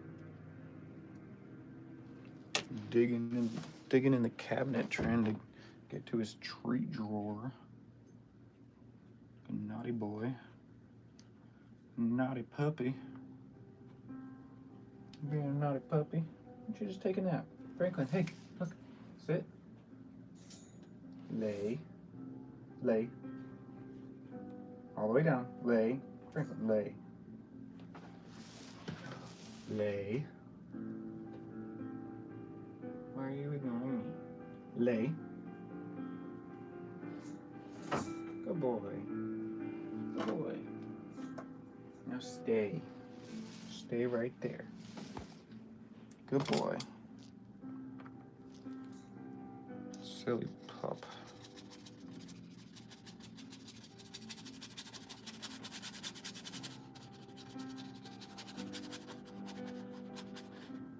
He didn't stay. Franklin, come here. Come here. Lay down. Lay. Lay. Whatever, dude. You're the one stressing yourself out.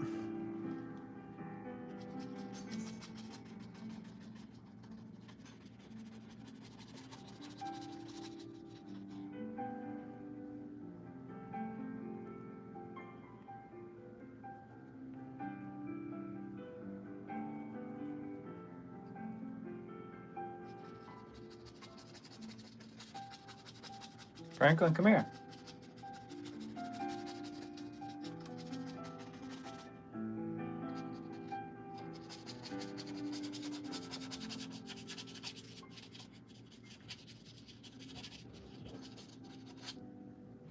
Just calm down, buddy. You're fine. You're okay. I promise. He says, I'm not okay. I'm the opposite of okay. Shannon's upstairs. And I'm downstairs.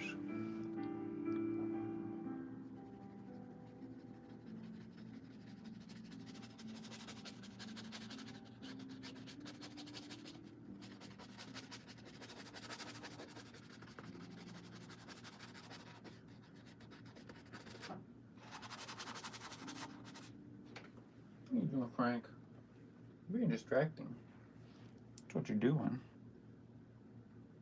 I'm trying to paint here.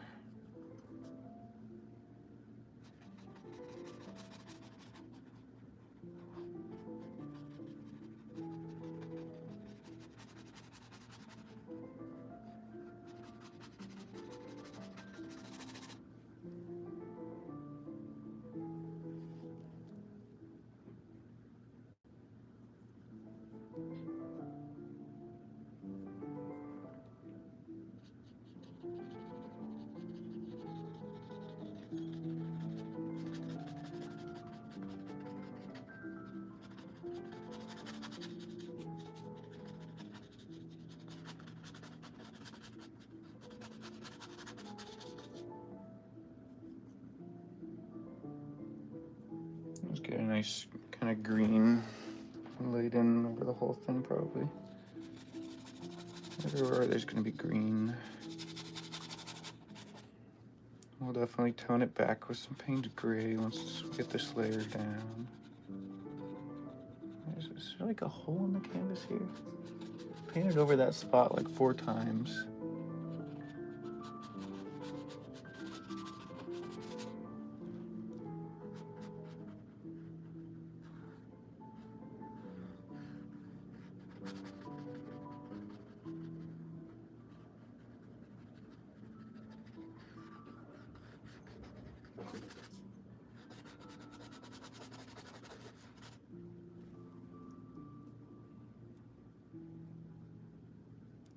Start mixing some blue into this.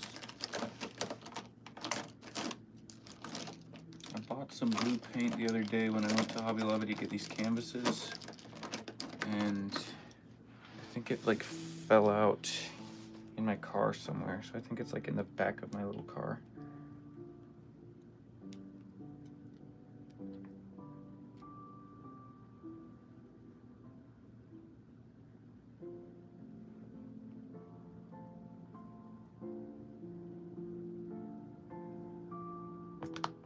Kind of thinking about putting these foreground trees like I have in here, but I need need a reason for them to be there.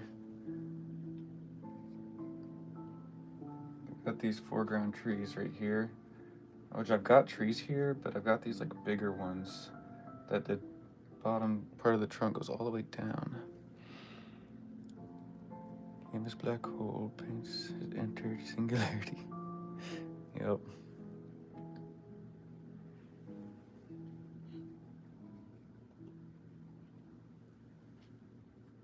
What am I doing? Blue. So we get to these background colors, I want more blue in the paint. And as we get into the sky, there's going to be like a little bit of purple that goes up in there. And that'll just be the light having less saturation.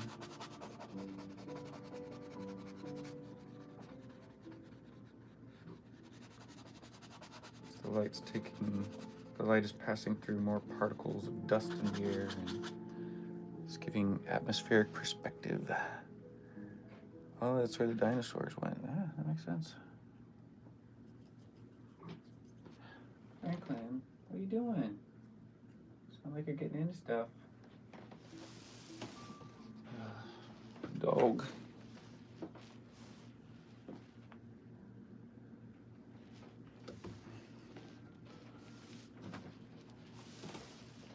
He's fine, I guess.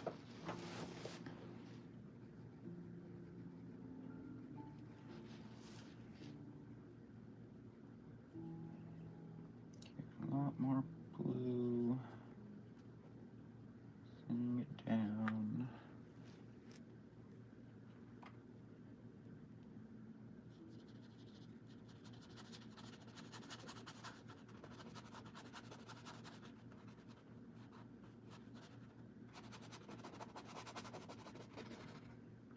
Having that extra bit of blue in there helps push the stuff back a little bit more.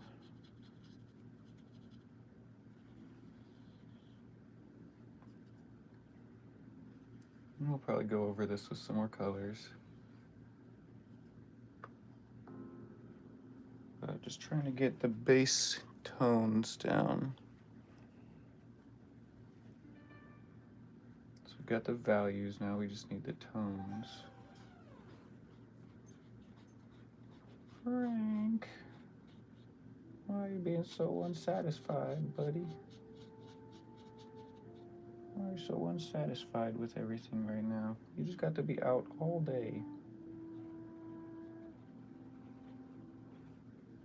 You're just mad.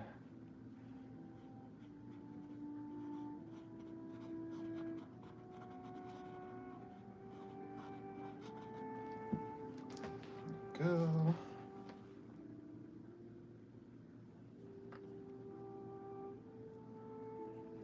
Back up to this foreground up here. Get some base greens in there too. we go over that with a blue.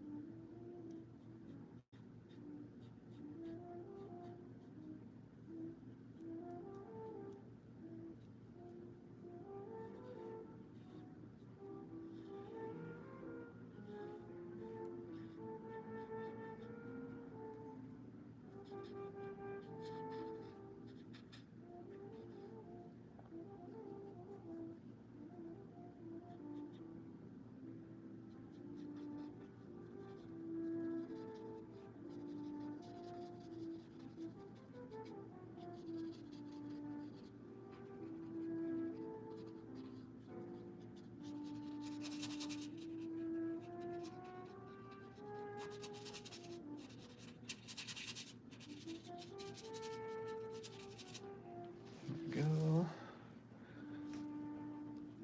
All right. We need like a nice dark blue purple color. So probably grab Payne's Gray. I've already got that red that I mixed for this part. We'll just kind of mix it over the top of that and then just put some blue in there. I'll create a nice dark blue, red, purpley color. Should be good for these background mountains. Just as a nice thin glaze. A little bit more red. Just add a little bit.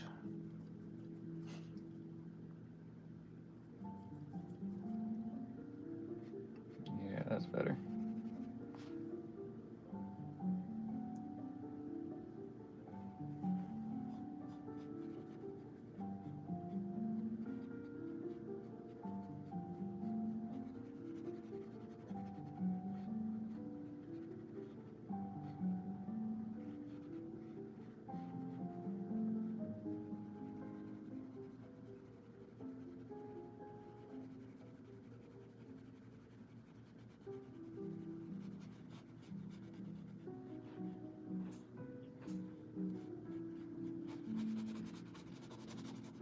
Not trying to paint any details here, just trying to brush over the whole thing, get it kind of just general color on the canvas.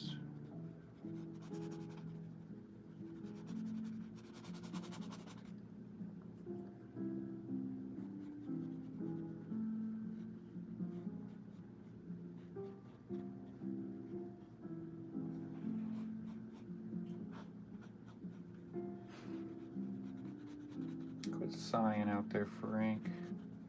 You're fine. You have so little in life to worry about. You don't have anyone counting on you. You don't have any responsibilities. Just get life handed to you.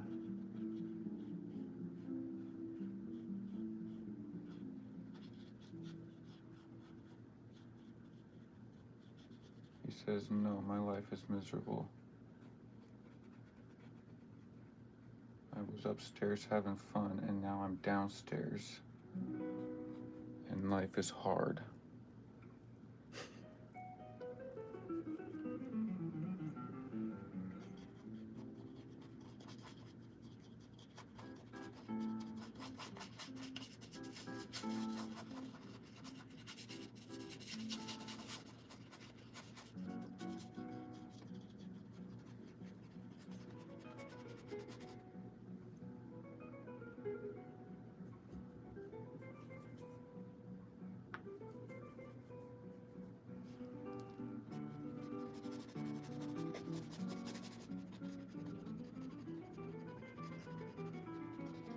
I goofed up by putting that green first. I'm just seeing you scratching at the wall for hours. I know, he's probably so confused. Probably doesn't care too much though.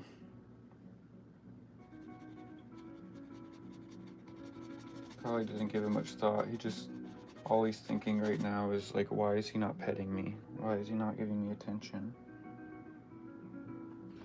He could be giving me attention right now and he's not.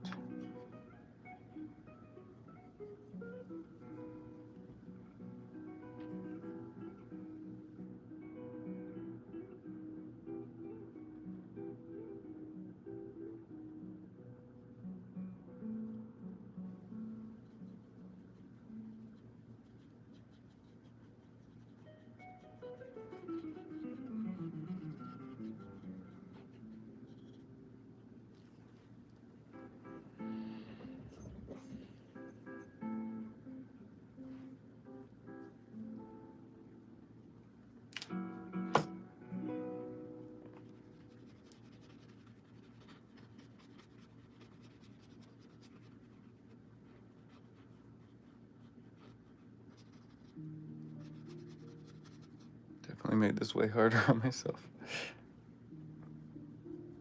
By painting that green in, I just got ahead of myself. Should have painted the sky color first.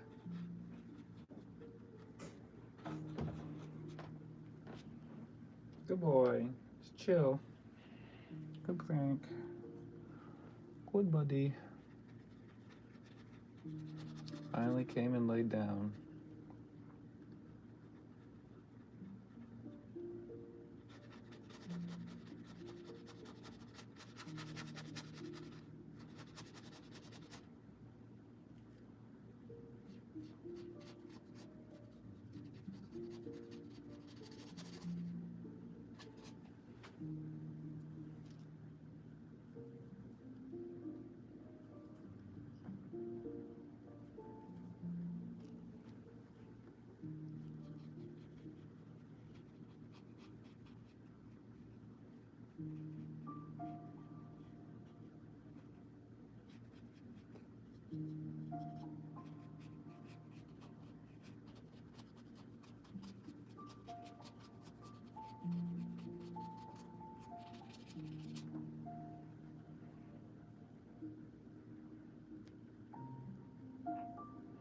Just about got the whole thing locked in.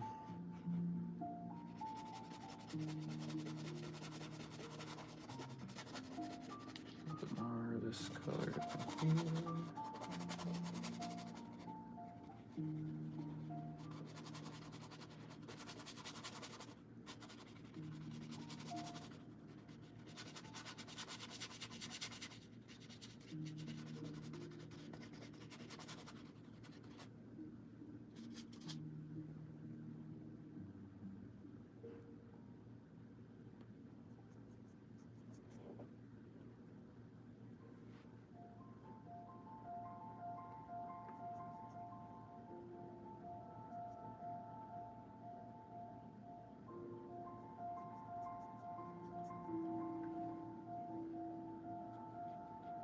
I have a little bit of bright color back here.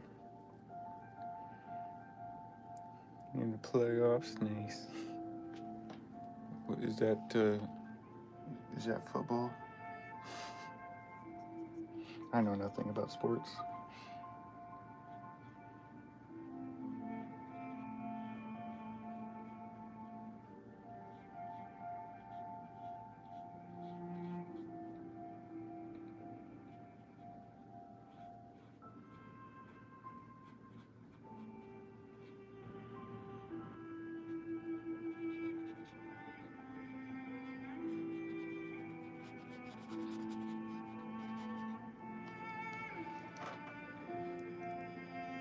Baseball.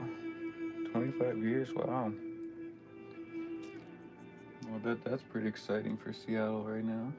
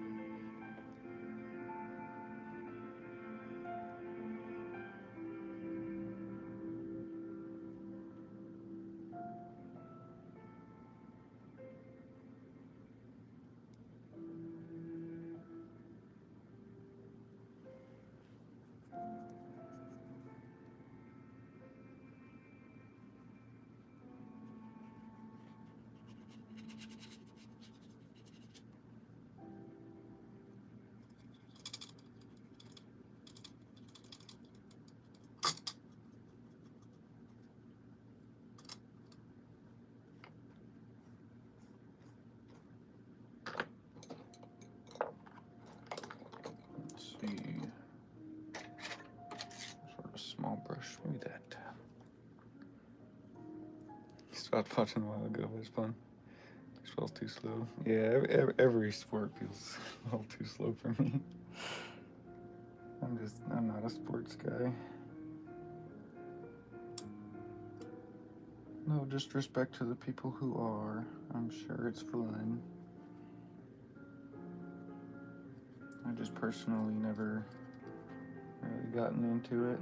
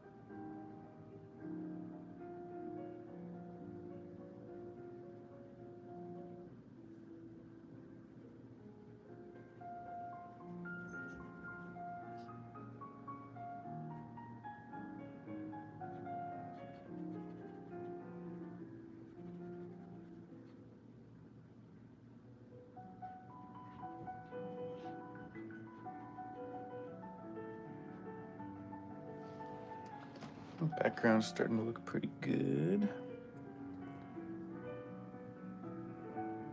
Amongst a baseball family, so I inherited it as a sport-proof blanket to play. Yeah, that makes sense. I could see that going poorly.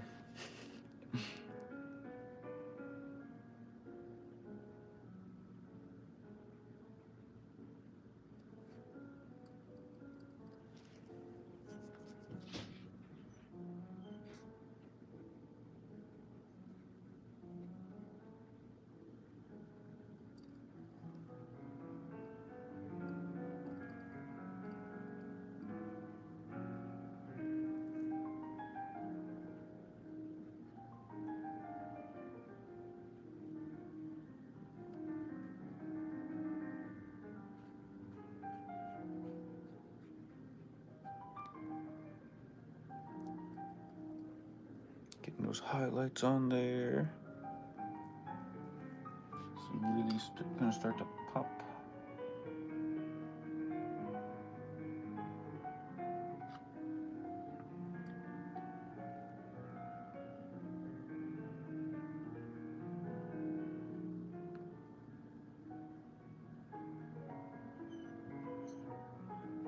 Frank, come here. Come here. Franklin, come here. Come here, buddy. Just wants to cry at the door. Neighbor dude.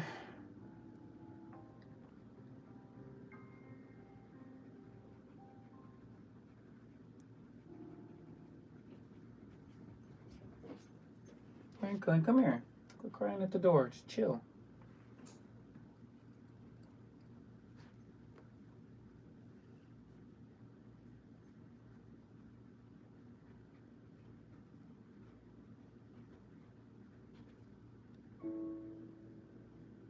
Yeah, just chill. Just hang out.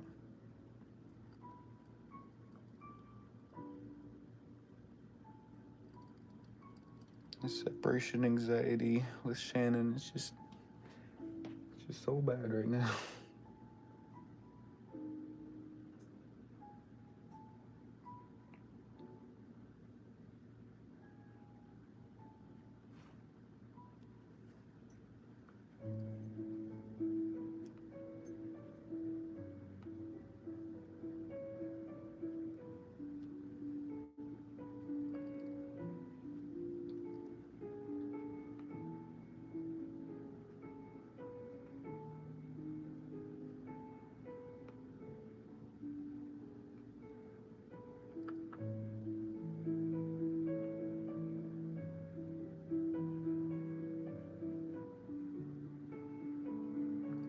Teeth time. Franklin, I'll turn this bus around. Ever get that separation anxiety when on the road? Yeah. Yeah, I just start crying.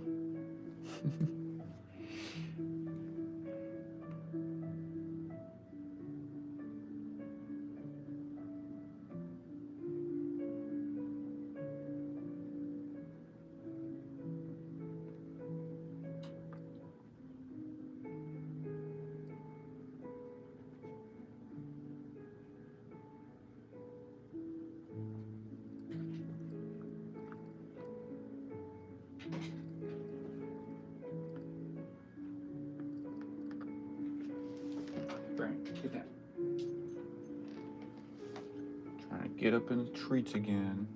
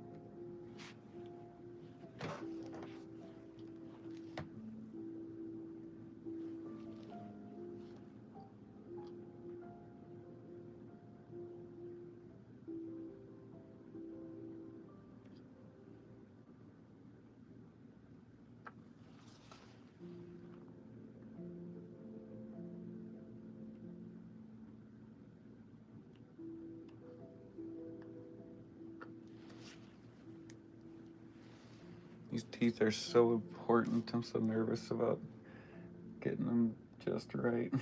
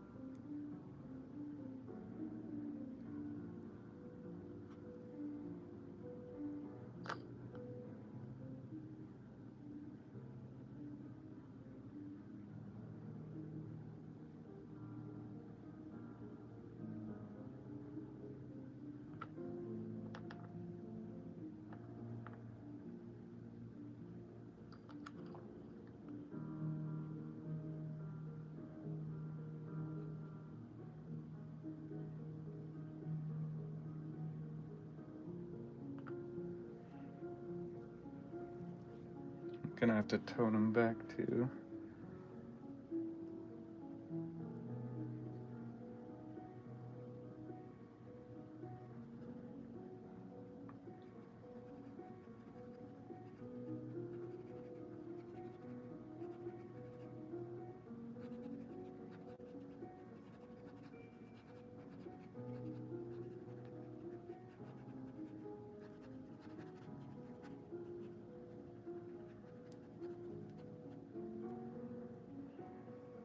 It's looking pretty good though. I'm excited about it.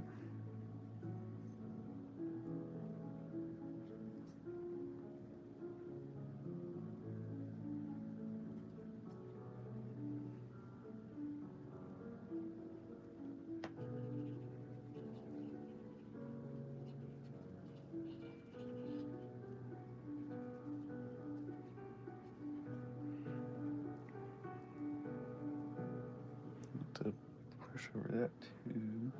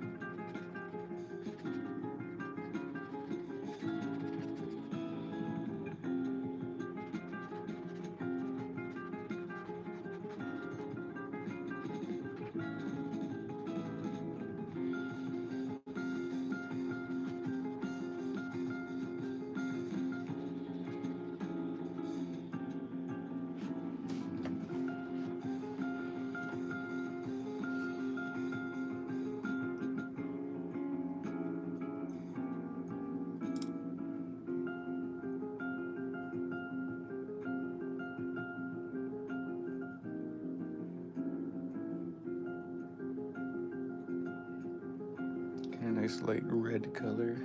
Let's see what this does. Yeah, it's just showing up as kind of orange. Let's mix a bit more red in there.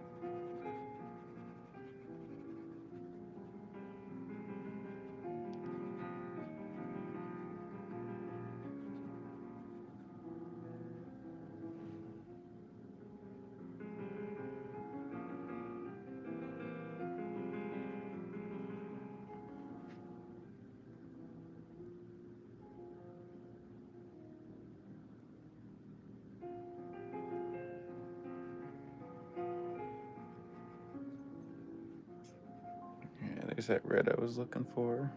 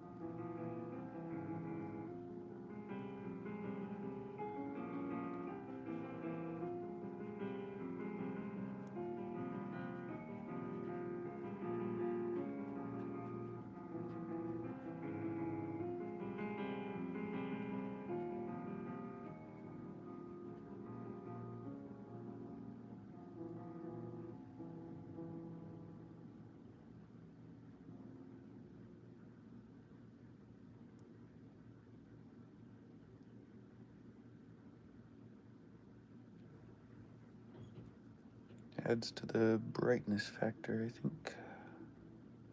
Having that little bit of red popping in there.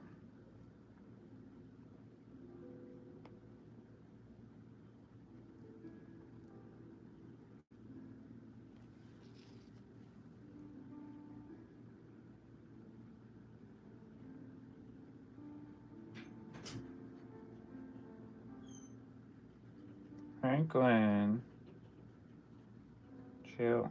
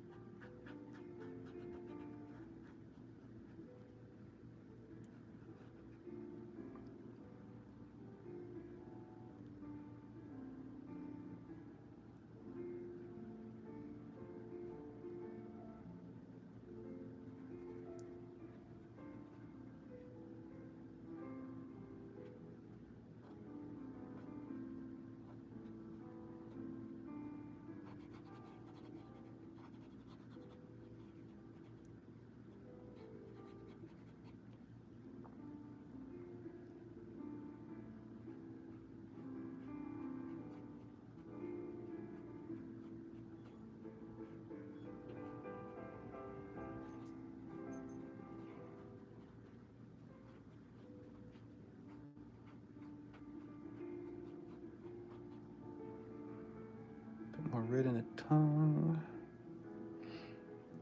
Okay, we're looking at the first structures now. Yeah, but it's interesting to scroll through because you can like drag the live stream up and down and see like, what it looked like.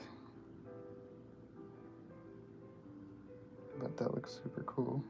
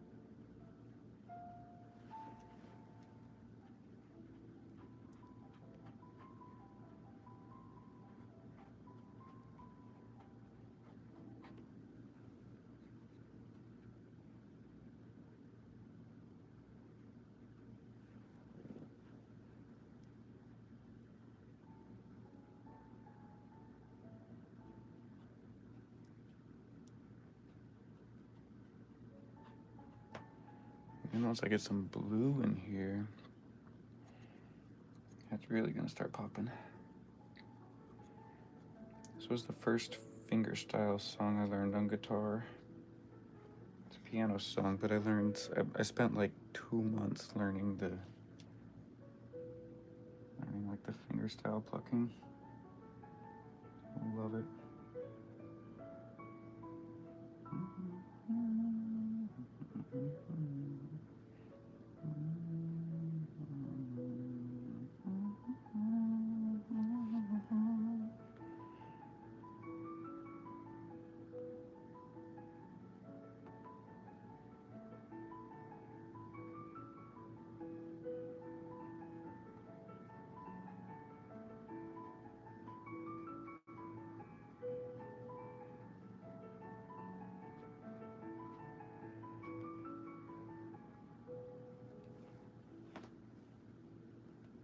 It does sound awesome on guitar.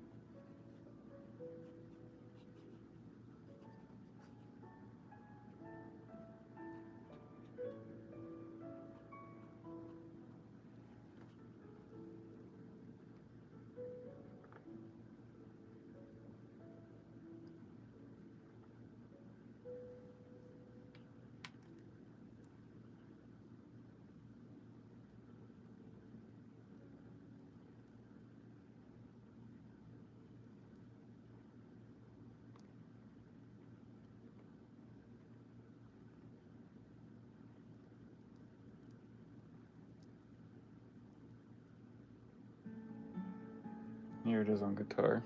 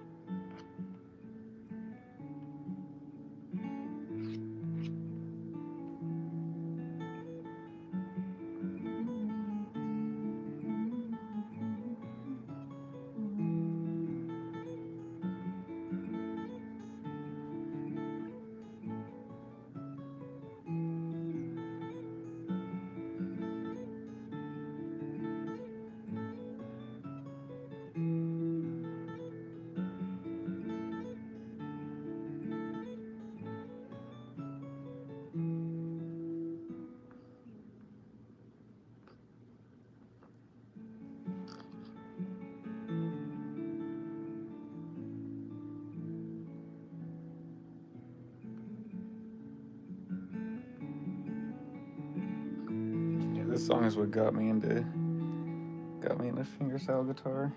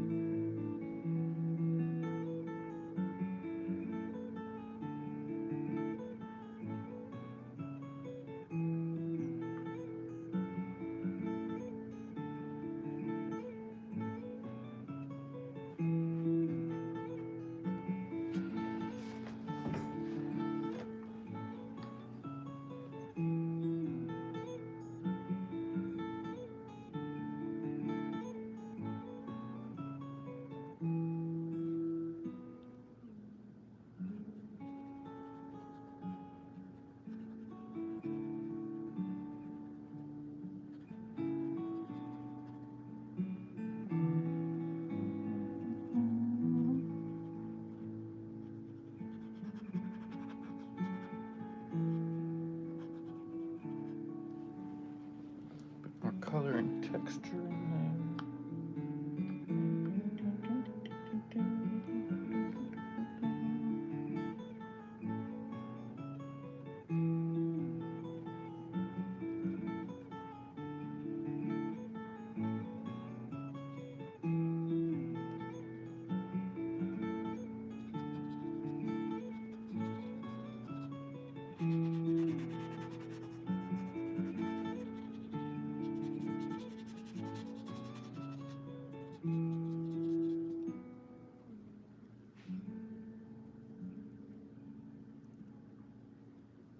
Beautiful.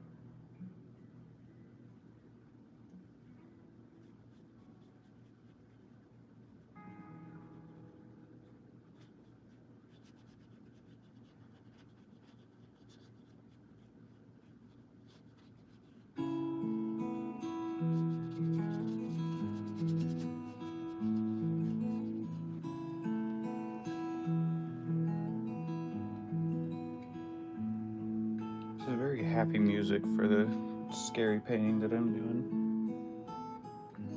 I'm just vibing right now. I don't even care.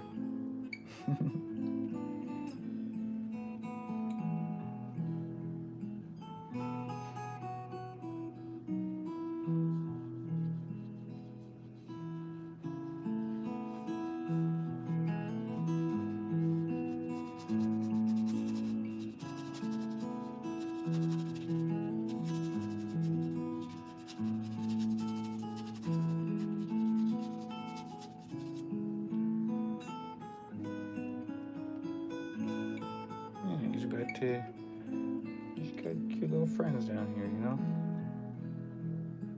They're just playing tag.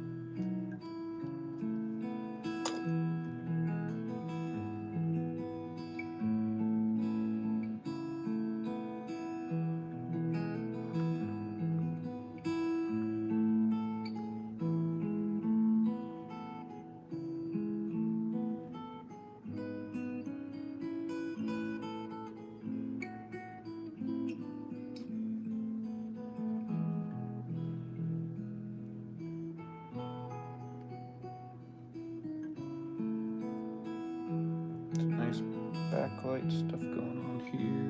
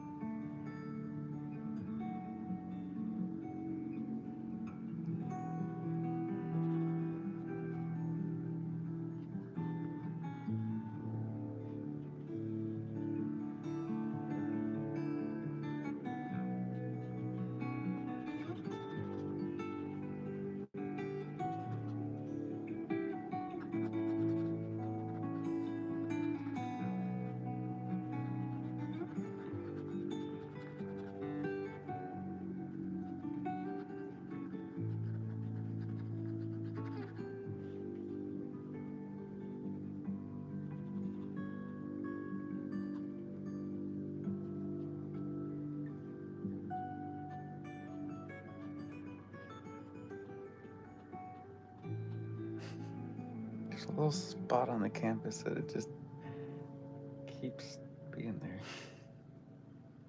Don't know why.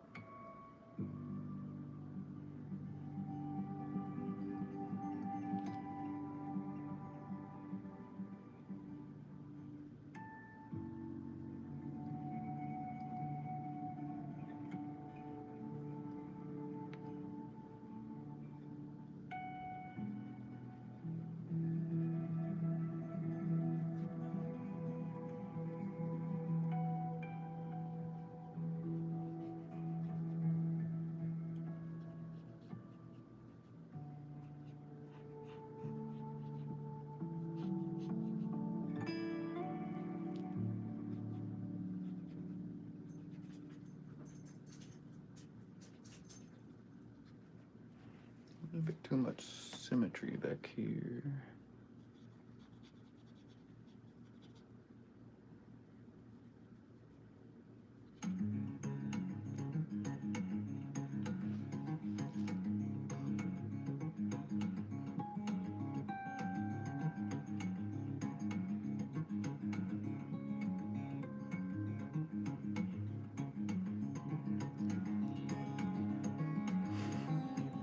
Yeah, this one little spot, just painted over it so many times. It's still there.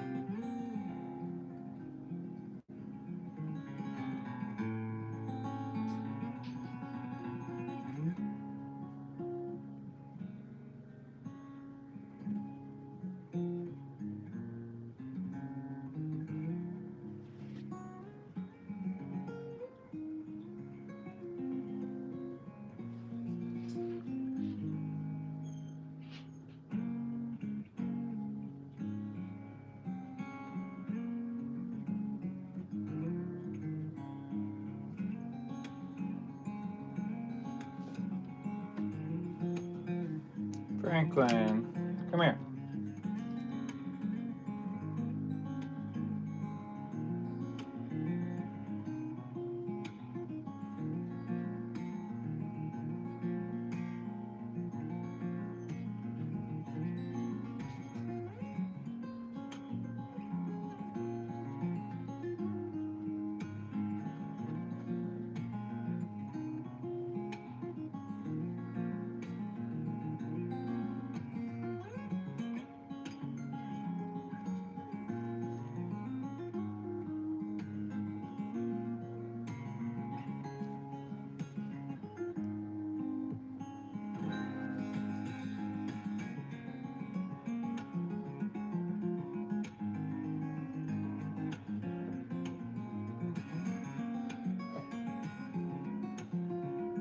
Franklin, can you stop crying all the time? You're fine. I'm right here.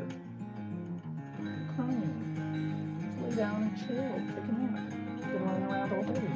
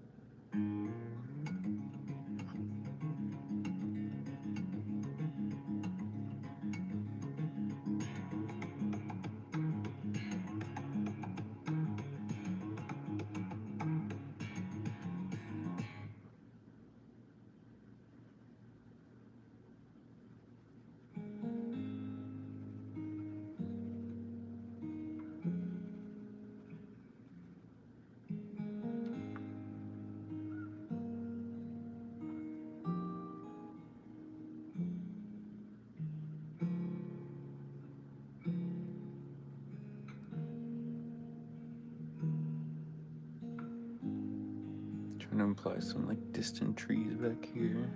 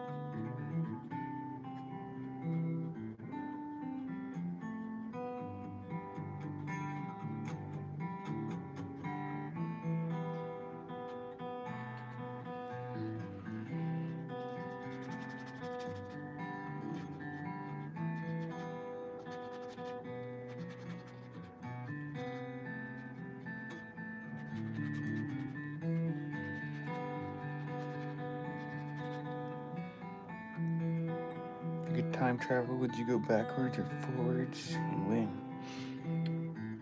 Well, what would I do?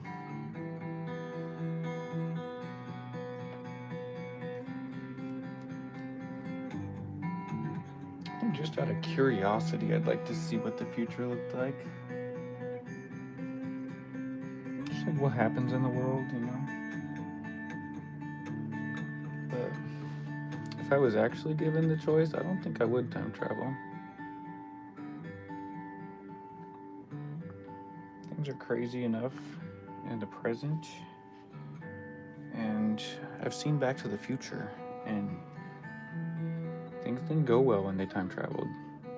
So I don't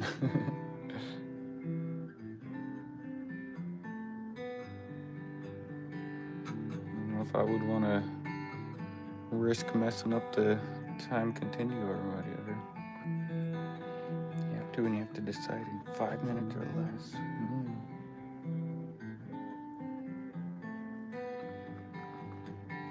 I guess we'd probably go to the future. Just see what things are like.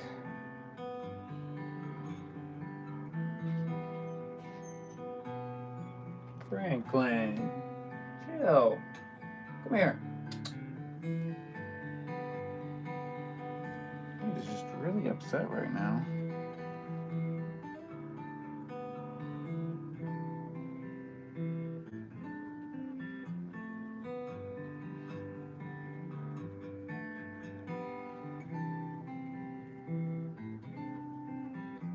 I think I'd like to go forward like 100 years into the future. See what kind of world we're living in, you know?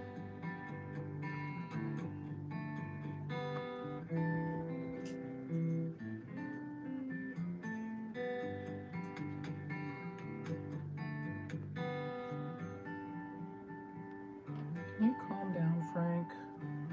You're stressing me out. Stressing me out, buddy. He's just so upset.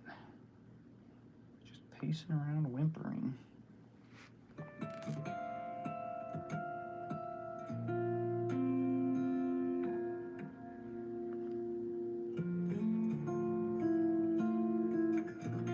It's another version of it.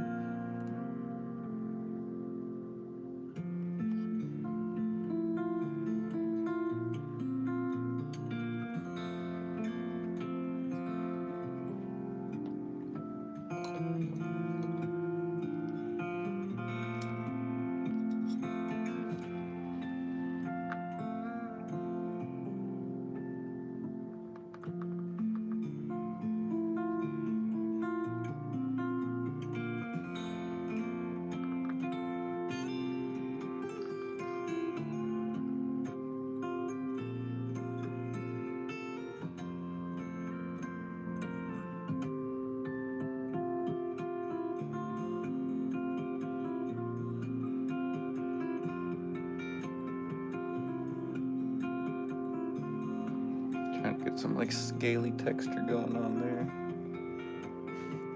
Spinning up the drive now. Good luck. All right.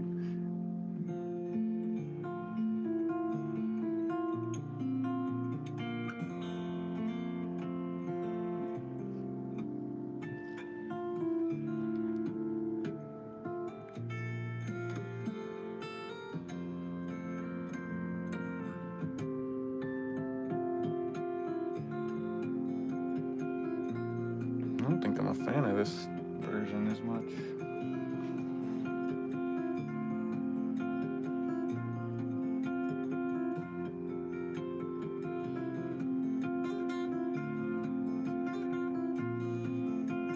Seems like he's just kind of trying too hard.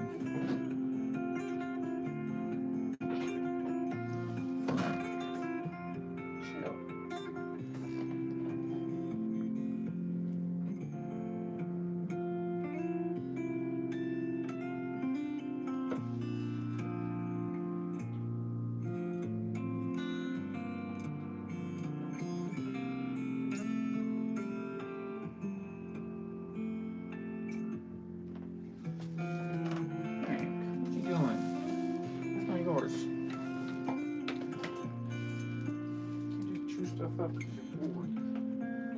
You know what this is? Home organization deck. This is what Franklin was eating just now.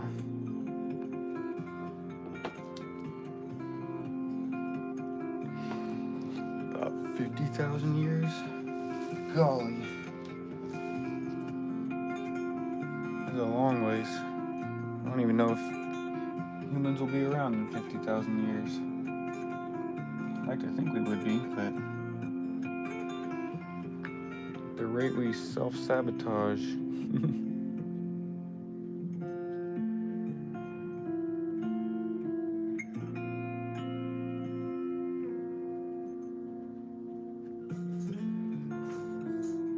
Frank.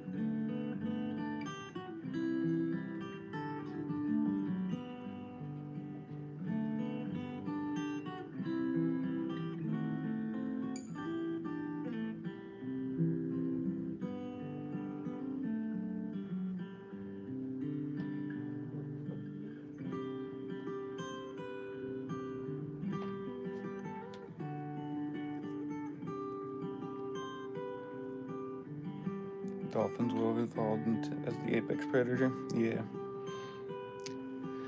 Yep.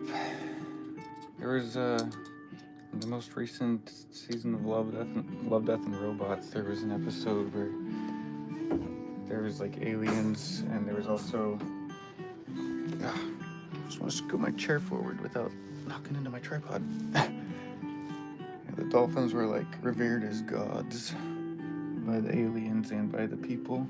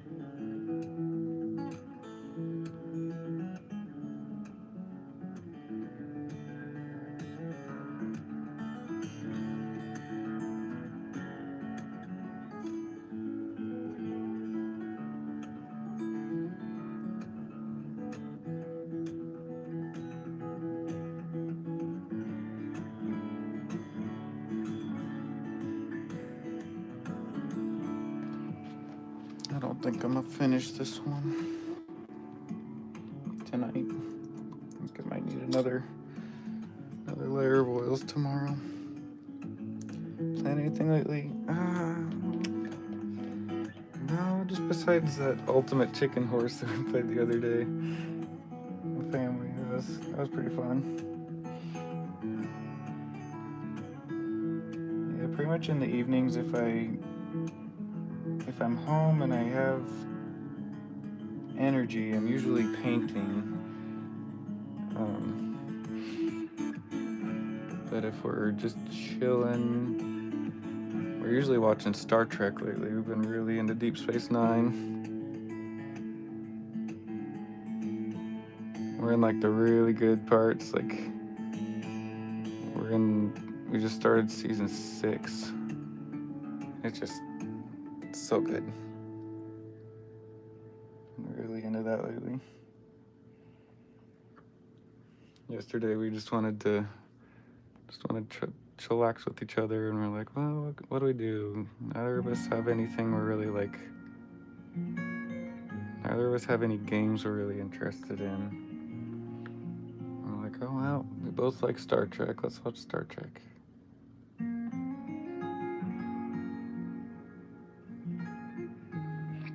So we just watched Star Trek like all night. You ended up loving it, yeah, us too. Yeah, it was a gradual, like, acquired taste, I guess.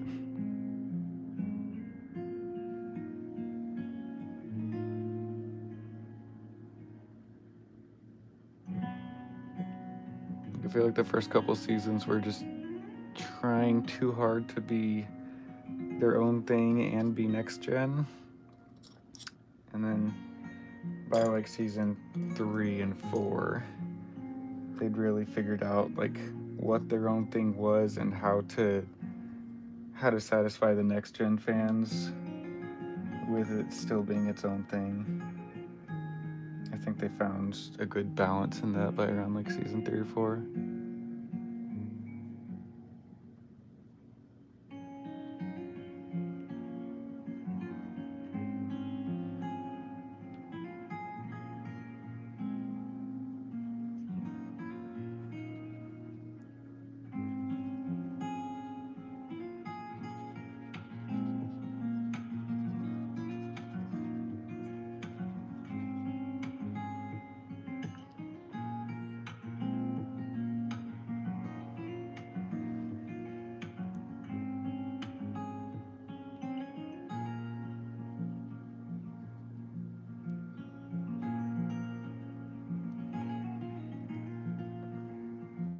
Just need to lean into that blue a bit more. Really make it pop, I guess.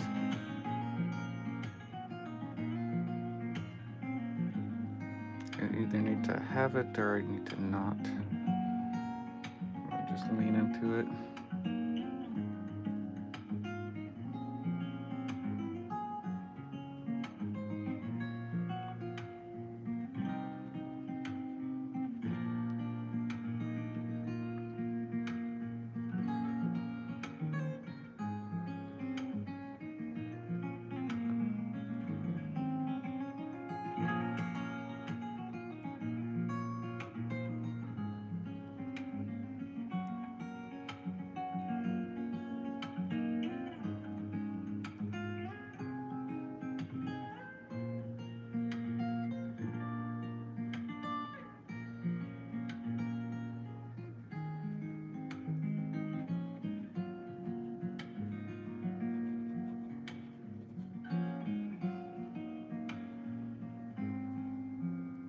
Looks pretty good.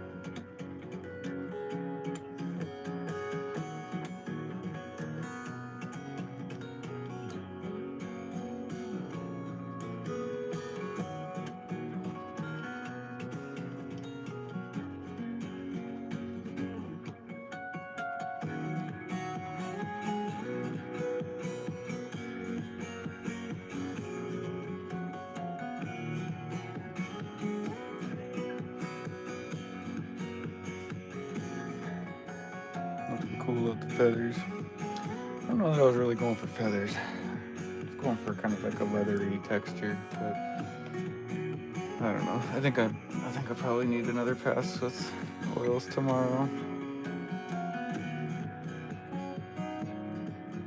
It's just not quite there yet.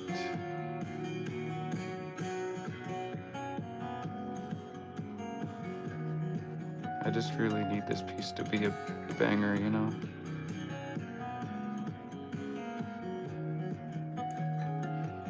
So if I can really pull this one off, I might get a job, a trading card game. And then I get to paint all kinds of dinosaurs.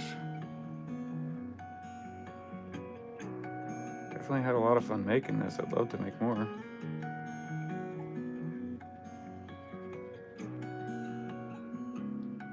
Also don't want to overthink it. I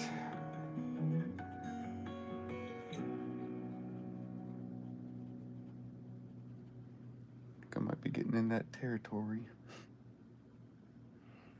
Yeah, there is a lot of research that suggests they did have feathers, and then a recent one that they just discovered says that maybe they didn't have feathers.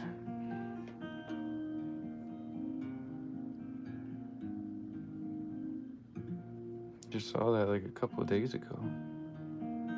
I was like, what?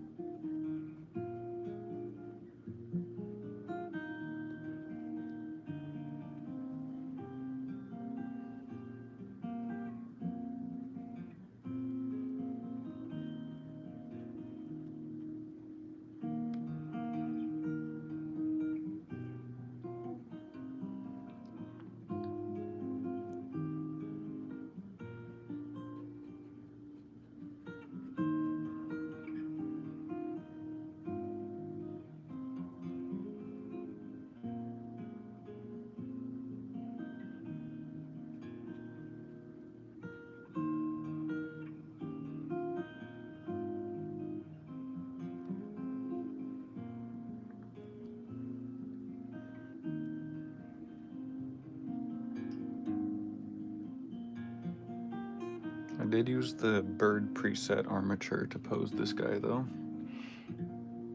That was pretty cool. It matched up so well. The skeleton of a bird. Hardly had to do any edits besides take the wings off.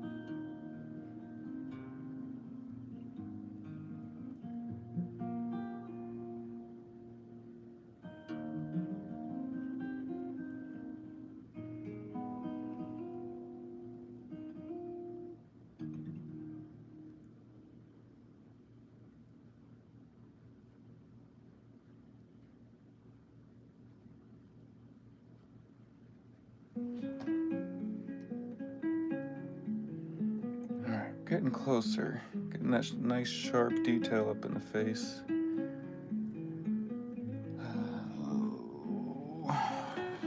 Trying to decide if I want to keep going tonight or not. I was really hoping to finish this guy so I could put some work into my life giver piece tomorrow, but I just don't think it's good enough yet. I feel like there's still more, like so much more I could do. I really want to nail this one.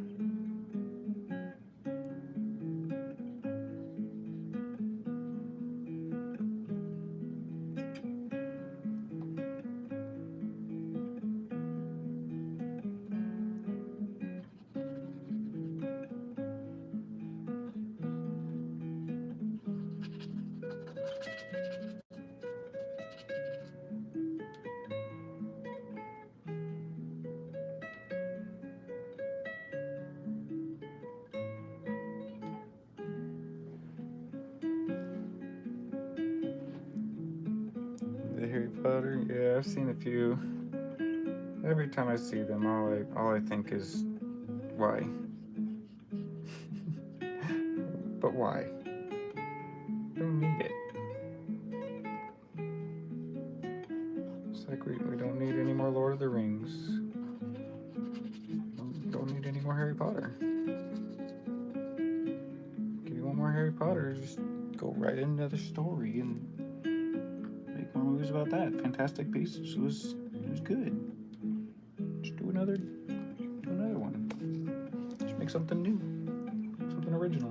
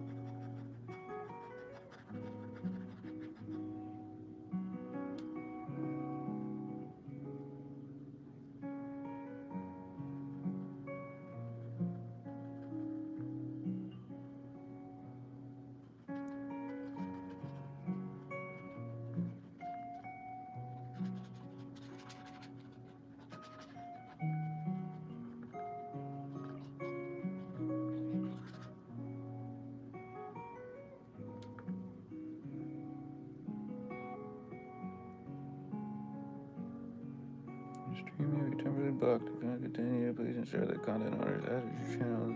Yeah. YouTube's telling me that it doesn't like the copyrighted music it's hearing. That might be my sign to call it a night.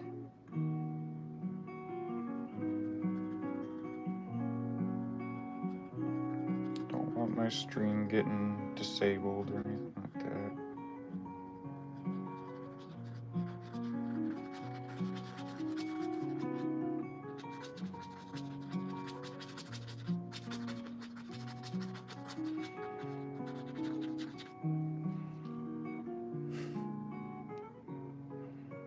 Looks like a whole different painting. Thank you.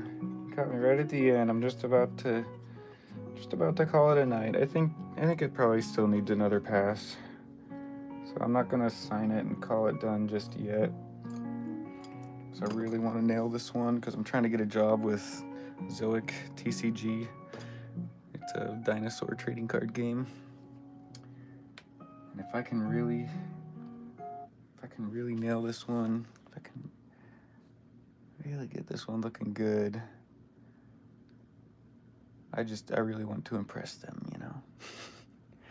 They said, yeah, paint a dinosaur and send it to us, and we'll see if it matches what we're looking for. So yeah, appreciate everybody who's been hanging out, even if you're just lurking, if you're just hanging out, whatever. I appreciate you being here, keeping me company as I'm just figuring this piece out. But I will catch you all in the next one. Just be watching for those notifications. And peace, thank you, Franklin. Yep. You guys have a good night, and I'll catch y'all in the next one. Bye.